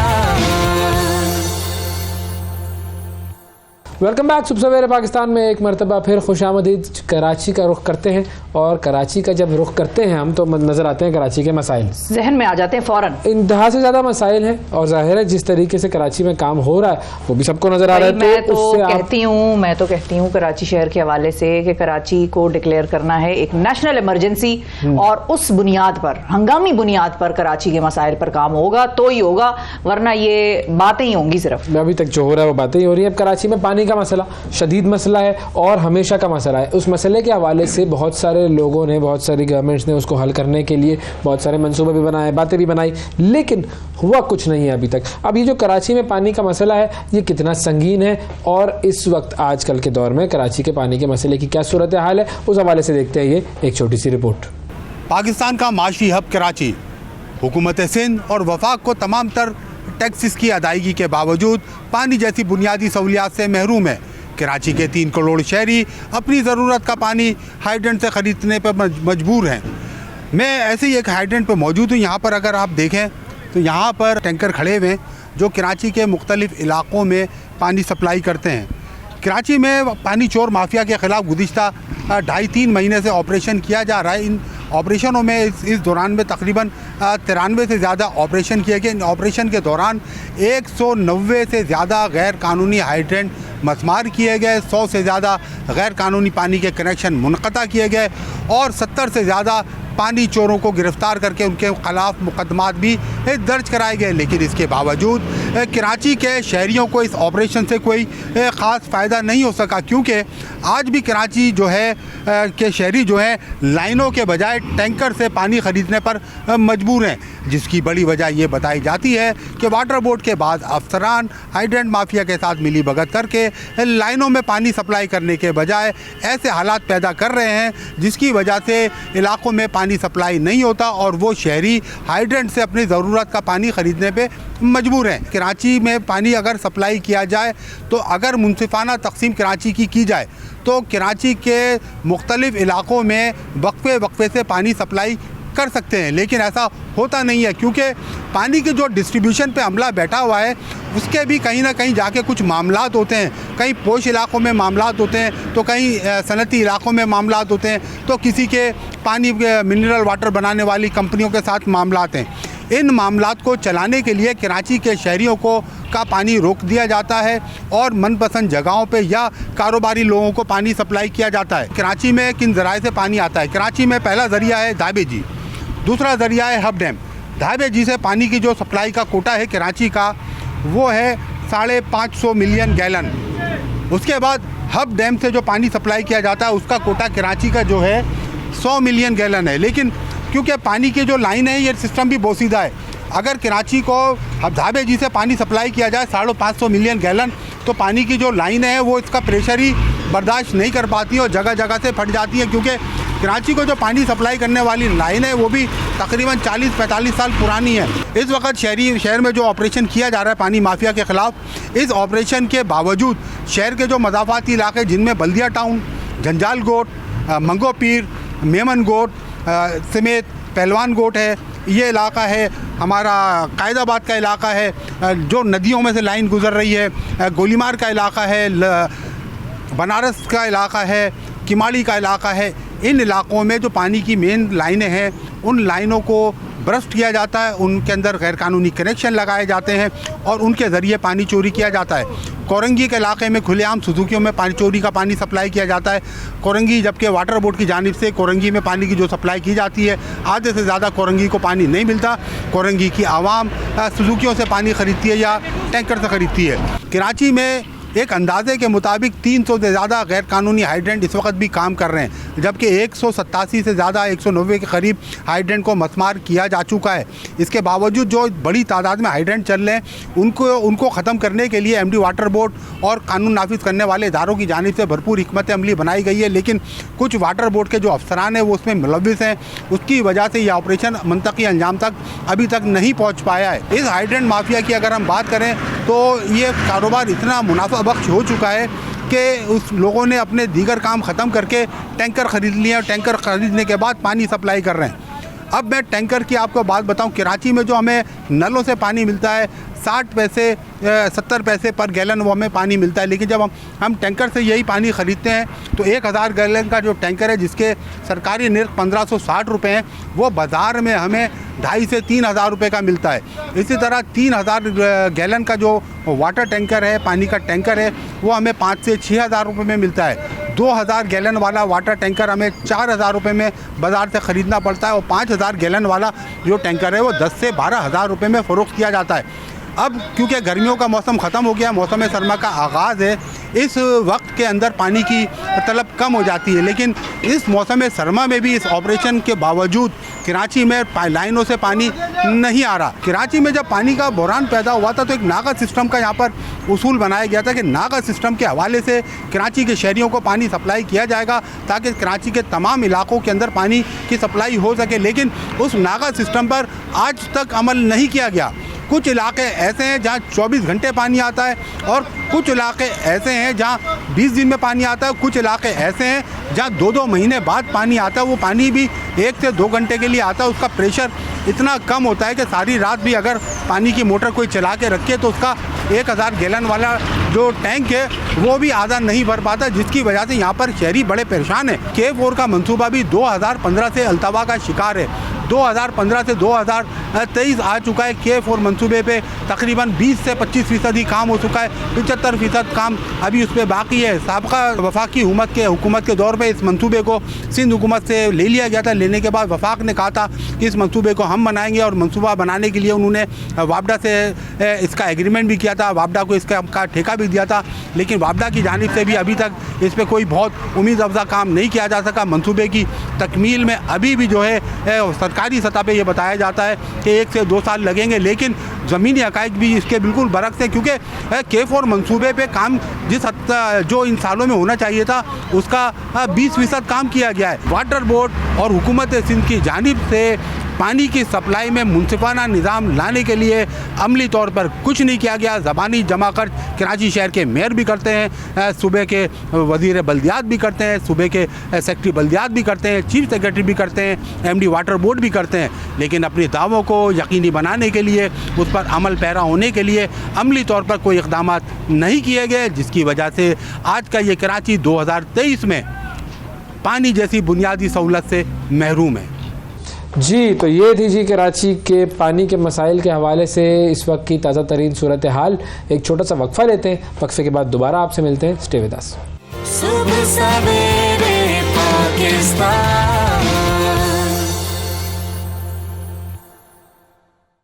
वेलकम बैक जी। बहुत सारी चीज़ें आपको अपने नसीब से मिलती हैं, लेकिन उसमें भी अगर मेहनत शामिल हो जाए तो फिर बहुत सारी ऐसी चीज़ों के लिए भी आपके रास्ते खुल जाते हैं जो अपेरेंटली आपको अपने नसीब में उस वक्त, उस सिचुएशन में, उन कंडीशंस में नज़र नहीं आ रही होती। मिसाल के तौर पे तरक्की हो, फाइनेंशियली साउंड होना किसी का। बहुत सारे ऐसे लोग हमने अपनी ज़िंदगी में देखे हैं जो पसमानदा इलाकों से निकल कर बड़े बड़े ओहदों पर फाइज हुए। पसमानदा इलाकों से निकल कर, पसमानदा गाँवों, देहातों और शहरों से निकल कर उन्होंने अपनी ज़िंदगी को ऐसे बदला कि वो बड़ी बड़ी इदारों के जो हैं वो सरबराहान। आज किस शख्सियत से मिलवा रही हैं? आज मैं आपको मिलवा रही हूँ एक किक बॉक्सर से, लेकिन ये हमेशा से किक बॉक्सर नहीं थे। ये एक बड़े छोटे से टी स्टॉल पर काम किया करते थे और टी स्टॉल से अपनी जो इनको कहते हैं इन्होंने अपना नसीब बदला, इन्होंने अपना रास्ता बदला और रास्ता बदलते बदलते ये पहुंचे और पाकिस्तान के एक किक बॉक्सर बने। इन्होंने किस तरह से बॉक्सिंग के बड़े चैंपियन भी बन गए। जी, क्या बात है। कैसे ये किक बॉक्सिंग की तरफ आए, टी स्टॉल पे काम करने से लेकर, वहां से लेकर यहाँ तक का इनका सफर कैसा रहा, ये हम आपको आज इन्हीं की ज़बानी सुनवाएंगे। अस्सलाम आगा कलीम साहब। वालेकुम सलाम वरहमतुल्लाहि वबरकातुहू। बहुत शुक्रिया आगा करीम साहब, आपने टाइम निकाला हमारे प्रोग्राम के लिए। सबसे पहले मैं ये चाहूँगा कि दुनिया को आप ज़रा दिखाएं कि आप कौन कौन से मुकाबले जीत चुके हैं और कौन कौन से मेडल या अवार्ड्स आपने हासिल किए, वो आपकी ज़ुबानी आप ज़रा हमें दिखा सकें तो अच्छा हो जाएगा भाई। बेशक सर, सबसे पहले मैं तो कजाकिस्तान जो है अल्हम्दुलिल्लाह लास्ट ईयर में गया था 2022 में। वहाँ मैंने अल्हम्दुलिल्लाह एक बेल्ट विन किया और एक गोल्ड मेडल पाकिस्तान के लिए विन किया सिर्फ 20 सेकंड में। वहाँ मैं एक रिकॉर्ड रख कर आया कजाकिस्तान के शहर काराकंदा में। फिर उसके बाद मेरी सिलेक्शन हुई वर्ल्ड चैंपियनशिप के लिए। मेरे पास टिकट नहीं थे, पैसे नहीं थे, मैं रह गया था। फिर एहसन भाई ओवरसीज के जो है ना मैके में रखते हैं, उन्होंने मेरे बहुत सपोर्ट किया, चाहे वो नेशनल के लिए हो, चाहे वो इंटरनेशनल के लिए हो, एशियन चैंपियनशिप, वर्ल्ड चैंपियनशिप, और मेरे क्लब के लिए बहुत ज़्यादा सपोर्ट किया एहसन भाई। अगर वो ना होते तो आज मैं नहीं होता, तो उन्होंने सपोर्ट किया। मैं फिर थाईलैंड बैंकॉक गया और उसके बाद ये थाईलैंड से देखो देख लो वर्ल्ड मुay थाई चैंपियनशिप बन गया है, जहाँ पर 40+ कंट्रीज आई हुई थी। अल्हम्दुलिल्लाह वहाँ मैंने परफॉर्म किया और अल्हम्दुलिल्लाह वर्ल्ड चैंपियनशिप में पाकिस्तान का रोशन किया। तो इनमें मैं कुछ बंदों का शुक्र अदा करूंगा जिन्होंने बहुत सपोर्ट किया। अगर वो ना होते तो मुश्किल मैं जो है पाकिस्तान को रिप्रेजेंट करता, जिसमें जो है मेरे हाफिज नईम रहमान साहब, अमीर जमात इस्लामी, उन्होंने बहुत सपोर्ट किया। उसके अलावा सर ताहिर और शाह साहब ने बहुत सपोर्ट किया, शेख खलीक रहमान शाह साहब ने। तो इन लोगों ने, ये आम लोगों ने सपोर्ट किया, तब जाकर मैंने परफॉर्म किया। अल्हम्दुलिल्लाह मेरे पाकिस्तान के लिए बहुत सारी मुश्किल है। तो इसके अलावा ये आपकी मेहनत, किस्मत और लोगों की सपोर्ट, ये सारी चीजें हुई। तो फिर देखें और बताएं। इसमें देखो, इसमें 10 टाइम जो है ऑल सिंध चैंपियन हूँ, 5 time all Karachi, 2 time wushu, 2 time 2 time national champion, 4 time international champion. सब चैंपियनशिप होने के बावजूद अब 1 महीने पहले जो है मेरा एक इवेंट कैंसिल हो गया। कजाकिस्तान का वीज़ा आया, मेरे पास स्पॉन्सरशिप के पैसे नहीं थे तो मैं रह गया। फिर उज़्बेकिस्तान का आया, मेरे पास उसके पास पैसे नहीं थे, वो रह गया। तो मैं तो एक चाय के होटल में काम करता हूँ, मेरे पास थोड़ी फंड है कि मैं जाऊँ खेलूँ और इस तरह वो जो है पाकिस्तान को। ये काम दरअसल हमारी गवर्नमेंट का है, हमारी स्पोर्ट बोर्ड का है और जो हमारी फेडरेशन का है उनका है। बिल्कुल, हम इस पर आते हैं। मैं जरा चाहूंगा सलीम भाई, आप जरा अपनी थोड़ी सी आप आए किस तरह किक बॉक्सिंग की तरफ, आपका ताल्लुक कराची में कहाँ से है, पहले तो हमें ये बताइए। सबसे पहले अगर मैं अपनी बात करूँ, बेसिकली मैं पश्चिम खली करबला से आया हूँ, ठीक है। 10 साल पहले तो हम काम पिछले में कराची आए थे, तो 10 साल पहले मैं कराची आया काम पिछले में, तो मैं काम करता रहा शायद होटल में, अभी भी कर रहा हूँ। तो फिर 4 साल पहले मैं एकेडमी गया। एकेडमी में गया, वहाँ पर 3-4 दिन वहाँ बैठा रहा, साथ में 3-4 से हार और कोई एडमिशन चाहिए, कोई मुझे बताओ। मैंने कहा सर एडमिशन तो चाहिए, मगर मेरे पास फीस थी कि मैं क्या पे कर पाऊँ। हमारे सर एक राट टाइगर है, तो उन्होंने मुझे वहाँ पर दाखिला दिया। फिर वहाँ मैंने 4 दिन बाद फाइट की, पहली फाइट में यहाँ से आ रहा, फिर मैंने back to back fight start किया। अल्हम्दुलिल्लाह अल्लाह ने बड़ी इज्जत दी, आज मैं एशियन चैंपियन, वर्ल्ड चैंपियन अल्हम्दुलिल्लाह आपके सामने बैठा हूँ मगर बगैर सपोर्ट के। तो वो जो उस्ताद थे आपके जिन्होंने आपको बगैर फीस के दाखिला दिया, वो असल में जिन्होंने आपको इस बात पर मजबूर नहीं किया कि जाओ भाई पैसे लेकर आओ, उन्होंने आपकी ज़िंदगी वहाँ से बदलना शुरू की। सर बिल्कुल, जो हमारे सरकार टाइगर उन्होंने मुझे फ्री ऑफ कॉस्ट क्लब में एडमिशन दिया। इसलिए कि उसने बहुत सारे बच्चों को तैयार किया इंटरनेशनल के लिए, तो उन्होंने मुझे ग्लव्स दिया, अपने जो है शर्ट दिया वहाँ का, तो बहुत ज़्यादा सपोर्ट किया सरकार टाइगर ने। मेरे जो उस्ताद मोहतरम है अल्हम्दुलिल्लाह, उनकी बदौलत में आज पाकिस्तान में जो है लोग मुझे पहचानते हैं, उनकी सब कुछ उनकी बदौलत से। अच्छा ठीक है, फिर उसके बाद आपने ट्रेनिंग वगैरह की और आपने मुख्तलिफ मुकाबलों में हिस्सा लिया। अब जाहिर है जब आप ट्रेनिंग कर रहे होते हैं तो उस वक्त काम तो नहीं करेंगे, तो घर का फिर गुजर बसर कैसे चलता है? सर जी देखो, अगर जब आप 12 घंटे काम करते हो ठीक है होटल पे, और उसके बाद फिर आप ट्रेनिंग करते हो, आप में हिम्मत नहीं होती ना, आप में एनर्जी होती है कि आप ट्रेनिंग कर सके। मगर फिर उसके बाद मैं ट्रेनिंग करता हूँ 4 घंटे, फिर मैं जाता हूँ स्पॉन्सर लोगों से अपील करो, सर आप सपोर्ट करो, सर आप सपोर्ट करो, मैं इस तरह खेलने जा रही हूँ। तो बहुत सारी तकलीफें के बावजूद, बहुत सी तकलीफ होती है, ये कोई मुश्किल काम नहीं। अगर आप 12 घंटे काम करते हैं, फिर उसके बाद ट्रेनिंग करते हो, फिर उसके बाद स्पॉन्सर ढूंढते हैं, ये सबसे डेंजरस वे है, एक रास्ता है। तो जिसमें आपकी नींद पूरी नहीं होती है, जिसमें आपकी खुराक अच्छी नहीं होती, जिसमें आपको डाइट, मेरे पास यकीन करें डाइट के पैसे नहीं थे। अभी मुझे जो है सलीम कारसाज भाई जो है एवन ट्रसर के जो है वो सीईओ, उन्होंने मुझे से प्रोटीन के पैसे भेजे, उन्होंने कहा था मैं पगड़ी सपोर्ट करूंगा, बड़ा प्रमोट करूंगा, तो वो जो है मेरे से थोड़ा कोऑपरेट कर रहे हैं। तो इसके अलावा यकीन करें मैं सिर्फ चाय पापे में गुजारा करता रहा, कावा चाय पापे, ये हमारी प्रोटीन थी, इस पर मैं गुजारा कर रहा था। मेरे पास यहाँ तक कि कुछ खाने तक नहीं था प्रोटीन के लिए कि मैं अपनी पावर का कुछ यूज करूँ ताकि मैं पाकिस्तान को रिप्रेजेंट करूँ और खेलूँ। तो ये हालात हमारे चल रहे हैं। तो अब आप इस वक्त किस मुकाबले की तैयारी कर रहे हैं? अभी मैं तैयारी कर रहा हूँ थाईलैंड के शहर बैंकॉक में वर्ल्ड चैंपियनशिप में, इसके लिए 3 महीने रह गए और उससे पहले भी कभी चैंपियनशिप आ सकती है जनवरी में या फरवरी में। तो जो मेरा मेन टारगेट है वो थाईलैंड बैंकॉक का वर्ल्ड चैंपियनशिप है। इसमें 40+ ममालिक आ रही है, इसमें सबसे टॉप की टीम जो है वो यूके है और अमेरिका है, साउथ अफ्रीका है, बहुत सारी टीमें, टफ टीम है, इनको बीट करना है इंशाल्लाह ताला। तो जिसके लिए मैंने कहा कि डाइट बहुत ज़रूरी है, ट्रेनिंग बहुत ज़रूरी है। अब मेरे क्लब में मैं जहाँ ट्रेनिंग कर रहा हूँ उसके ऊपर छत नहीं है, कल की बात है, कल बारिश हुई, पूरा जो है मेरा कारपेट गीला हो गया, पूरा पानी भरा हुआ है, अब मैं ट्रेनिंग वहाँ नहीं कर पाऊंगा। वो ऐसा क्लब है मेरे पास, उस क्लब के जो है खर्चा करने के लिए पैसे नहीं है कि मैं अपने क्लब को अच्छा उसको बनाऊँ, लुक आफ्टर करूँ, ऐसा पता है उसके हालात चल रहे क्लब के। तो गवर्नमेंट कुछ नहीं करती है? सर मुझे खुद समझ नहीं, गवर्नमेंट को सपोर्ट नहीं करती है। गवर्नमेंट ने मुझसे वादे बड़े किए और सपोर्ट नहीं। तो ये हमारी कोई इसकी कोई फेडरेशन है, कोई किक बॉक्सिंग की, या कोई इदारा है जो कि इसके मामलात देखता है? जी, जो हमारी फेडरेशन है वो है तवाई फेडरेशन, उसके जो सरबरा प्रेसिडेंट है वो जो है सर सरवरी है, जिन्होंने हमें जो हमारी जो है टिकट्स वगैरह को देखते हैं, हमारी जो है वीज़े वही लगवाते हैं, सारा काम वही करते हैं, मगर उसके पास भी कुछ उसके हाथ में नहीं है। वो कहते हैं हमें वहाँ से आगे कुछ मिलता नहीं है, तो अगर हमें ज़हर से भी कुछ मिलता तो हम आपको प्रमोट कर सपोर्ट करते हैं। तो ज़हर हुसैन सरवरी का जो है किरदार बहुत ज़्यादा है, तो उसको सपोर्ट नहीं। सर जी मैंने कहा कि बेसिकली जो हमारी जहाँ से बनती है ना जड़, वहाँ से सपोर्ट नहीं मिल रही। अगर हमें वहाँ सपोर्ट मिलती तो मुझे रोना नहीं पड़ता, मेरे प्रेसिडेंट ज़हर सरवरी को रोना नहीं पड़ता किसी के लिए कि हमारे बच्चों को सपोर्ट करो, प्रमोट करो, तो वो चीज़ नहीं है हमारे पास। अब मैं देख रहा हूँ जो लोग टिकटॉक पे मुजरे कर रहे हैं, डांस वगैरह कर रहे हैं, कभी आपने सोचा कि यार सपोर्ट नहीं है तो छोड़ दूं मैं भी ये सारा, जो भी मैं अपने लिए मैंने एक दर्द सर पाला हुआ है, वर्ल्ड चैंपियन बन रहा हूं मैं, छोड़ दूं इसको? कभी आपने खुद सोचा? जी 2 बार तो मैंने सोचा हुआ था कि यार अब बस जो है मैं इनफ कर देता हूँ, छोड़ देता हूँ, क्योंकि सपोर्ट नहीं मिल रही थी। तो मैंने फिर देखा, मैंने एक महीने मैंने गेम छोड़ दिया।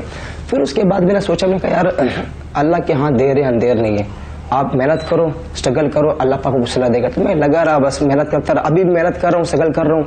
इंशाल्लाह ताला अल्लाह से बड़ी उम्मीद है, अल्लाह जो है जरिया बनाएंगे, तो इंशाल्लाह बड़ी उम्मीद है। तो मैंने कहा ना सर, मुझे एक बड़ा तकलीफ होता है, एक बात की बड़ा दुख होता है, जब मैं देखता हूँ ना टिकटॉक ऑन करता हूँ, जो उससे मुजरे होते हैं, डांस होते हैं, किस तरह बेहूदी हरकतें होती है, लोग उसको प्रमोट करते हैं, उसको सपोर्ट करते हैं, रियल टैलेंट को कभी सपोर्ट नहीं करते।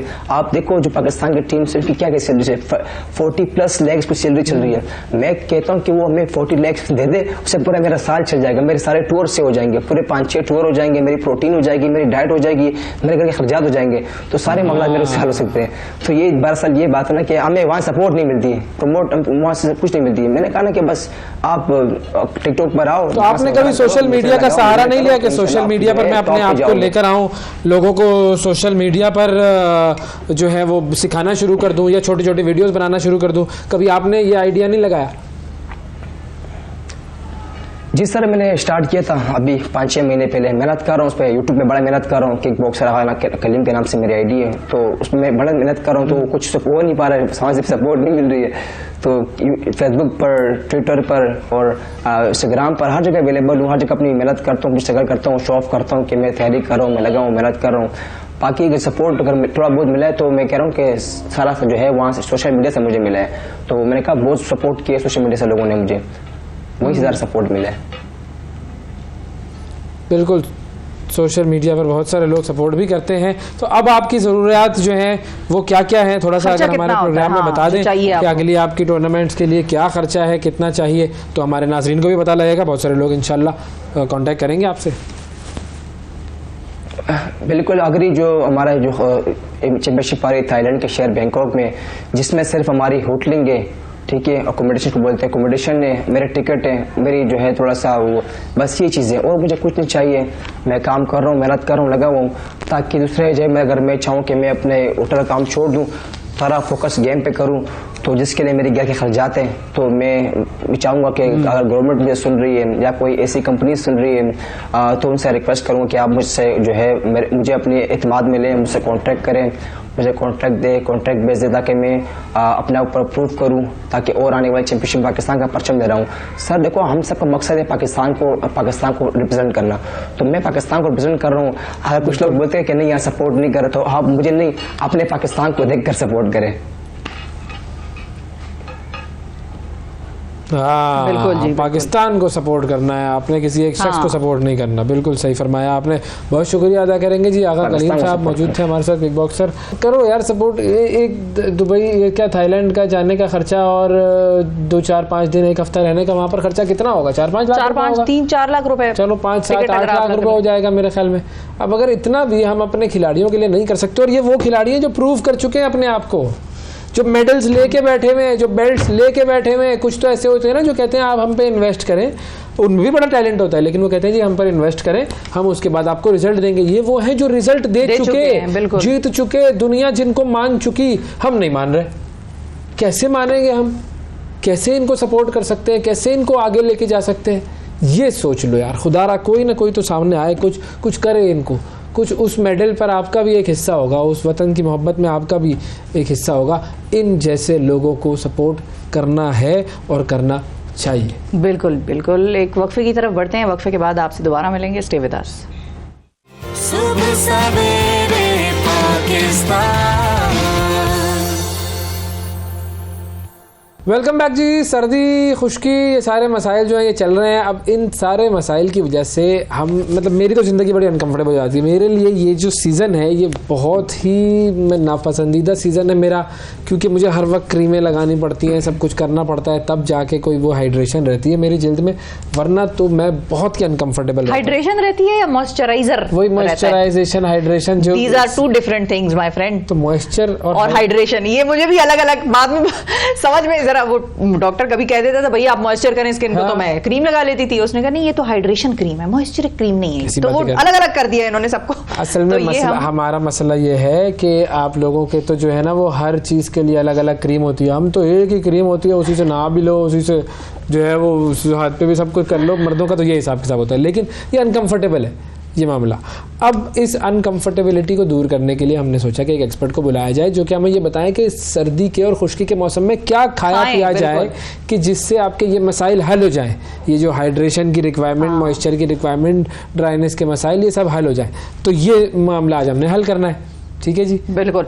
और इसके लिए हमारे साथ मौजूद है डॉक्टर नौशीन अब्बास साहिबा जो कि माहिर ग़िज़ाइयत हैं। और ग़िज़ा में कौन सी चीज़ें शामिल करनी है, एक तो बचपन में होता था वो पीली गोली जो अंदर मुंह में रखते थे और फिर उसको पटाखे की तरफ फोड़ते थे, तो वो होती थी कौन सी, cod liver oil. Cod liver oil तो ये तो है। लेकिन अस्सलाम वालेकुम डॉक्टर साहिबा, कैसी हैं? वालेकुम सलाम, बिल्कुल ठीक, आप कैसे हैं? इशू अवैस ने बताया, लेकिन ये ज्यादातर 80% लोगों का ये मसला तो है। बिल्कुल, लेकिन अवैस सर्दियाँ तो बहुत ही खूबसूरत मौसम है, क्यों? तो ये कराची वाले ना, मुझे भी वैसे पसंद। आई लव विंटर्स, क्यों? छिपकली नहीं होती। हाँ ये आप हर जगह आप बगैर डर के फिर सकते हैं। ये बिल्कुल सही है। लेकिन अब अगर ड्राइनेस के बगैर हो जाए सर्दी तो मुझे कोई मसला नहीं। बिल्कुल हो जाए। करना क्या है, देखो सबसे पहली चीज आपने बात ली हाइड्रेशन और मॉइस्चराइज, पानी, ये दो अलग अलग चीजें हैं क्या? For us hydration is more important, ठीक है। For dermatologist moisturising is more important, ठीक है। सो हाइड्रेशन क्या है? हाइड्रेशन ऐसी है वो तमाम खाने की अशिया जिसमें पानी का कंटेंट ज्यादा हो। सबसे पहले तो आपने पानी का इनटेक अपना मेंटेन करना ही करना है। सर्दियां हैं, आपको फील ही नहीं होगा ये बात में, यस बिल्कुल ठीक। एक आपने हाँ फौरन से पानी, जब आपको टाइम मिले आपने पानी पीना है। डॉक्टर साहब हम मेहमान नवाज लोग हैं ज्यादा। अच्छा आप भी प्लीज। जी जी शुक्रिया। मैं भी ऐसे पी के आ रही हूँ, बिल्कुल यही साइज का पानी मैं भी खत्म करके आ रही हूँ। हाँ तो ये है। अच्छा दूसरी चीज क्या है कि हमारे पास पानी तो हो गया 8 से 10 गिलास दिन का, अंटिल अनलेस आपकी कोई रीनल, यानी कि मैं बार बार एक बात कहती हूँ, गुर्दों की इन्वॉल्वमेंट नहीं है, तो आप पानी का इंटेक 8 से 10 गिलास अपना रखें। अब 8 से 10 घूंट नहीं है, 8 से 10 गिलास है, ये सुन लो। और हम कर सकते हैं, ठीक है। उसके बाद क्या आता है, अब हम बात करते हैं ऐसी सब्जियों की जिसमें पानी का कंटेंट ज्यादा है, ठीक है। खीरा, प्याज, खीरा तो भाई बड़ा जबरदस्त, मेरा फेवरेट, बहुत 99% 90 to 99% उसमें पानी का वो है, आप वो ले सकते हैं। पालक का इस्तेमाल है, पालक में विटामिन सी है, क्योंकि हम बार बार हम एक ऐसी नेशन है जिसको एक स्पॉटलेस स्किन चाहिए, चाहे वो मर्द हो, औरत हो या बच्चा हो। ये चीज और दीगर हमारे गोल्स की तरह वो भी आज तक अनअचीवेबल रहा है। 75 साल हो गए। क्यों? क्योंकि you are what you eat. जब आप वो चीजें खाएंगे नहीं तो डोंट एक्सपेक्ट कि वो जो मॉइस्चराइजर और वो जो क्रीम्स है वो आपकी चेंजेस ले आएंगी। क्रीम्स डेफिनेटली लाती हैं, बट आपने अगर इंटरनली स्ट्रांग होना है तो वो। अब हम बात करें एक और चीज की जो आपके है, अच्छा विटामिन सी सब्जियों की हम बात कर रहे थे, पालक हो गया, शिमला मिर्च हो गई, आपके पास गाजर हो गया, ठीक है। आपके पास क्या कहते हैं, चुकंदर हो गया। ये वो सारी चीजें हैं जो स्किन को नरम भी रखती हैं, उसकी हाइड्रेशन लेवल भी अच्छा रहता है। इसके बाद हम बात करेंगे, आपने कहा वो पटाखा बोलता है ना, कॉड लिवर ऑयल जो है, बचपन से भाई बड़े इन्वेस्टमेंट हुई है इनके ऊपर। अब क्या है कि वो एक तो ऑयल है, आपकी ऑफ कोर्स कैप्सूल की जरूरत है। आपने मछली को अपने खाने में ऐड करना है। और सर्दियां जो है मेरा ख्याल है मछली से अच्छी कोई ग़िज़ा नहीं, क्योंकि आपको इजीली अवेलेबल है। अब वो आती है जंग के जी ताज़ी है, पुरानी है, बासी है। बात यह है कि थोड़ी सी एफर्ट करें, जो आपके करीब से सबसे अच्छा सोर्स है वहां से जाके ताज़ी मछली कटवा लें, बजाय इसके कि आप फ्रोजन चीज़ें ले लें।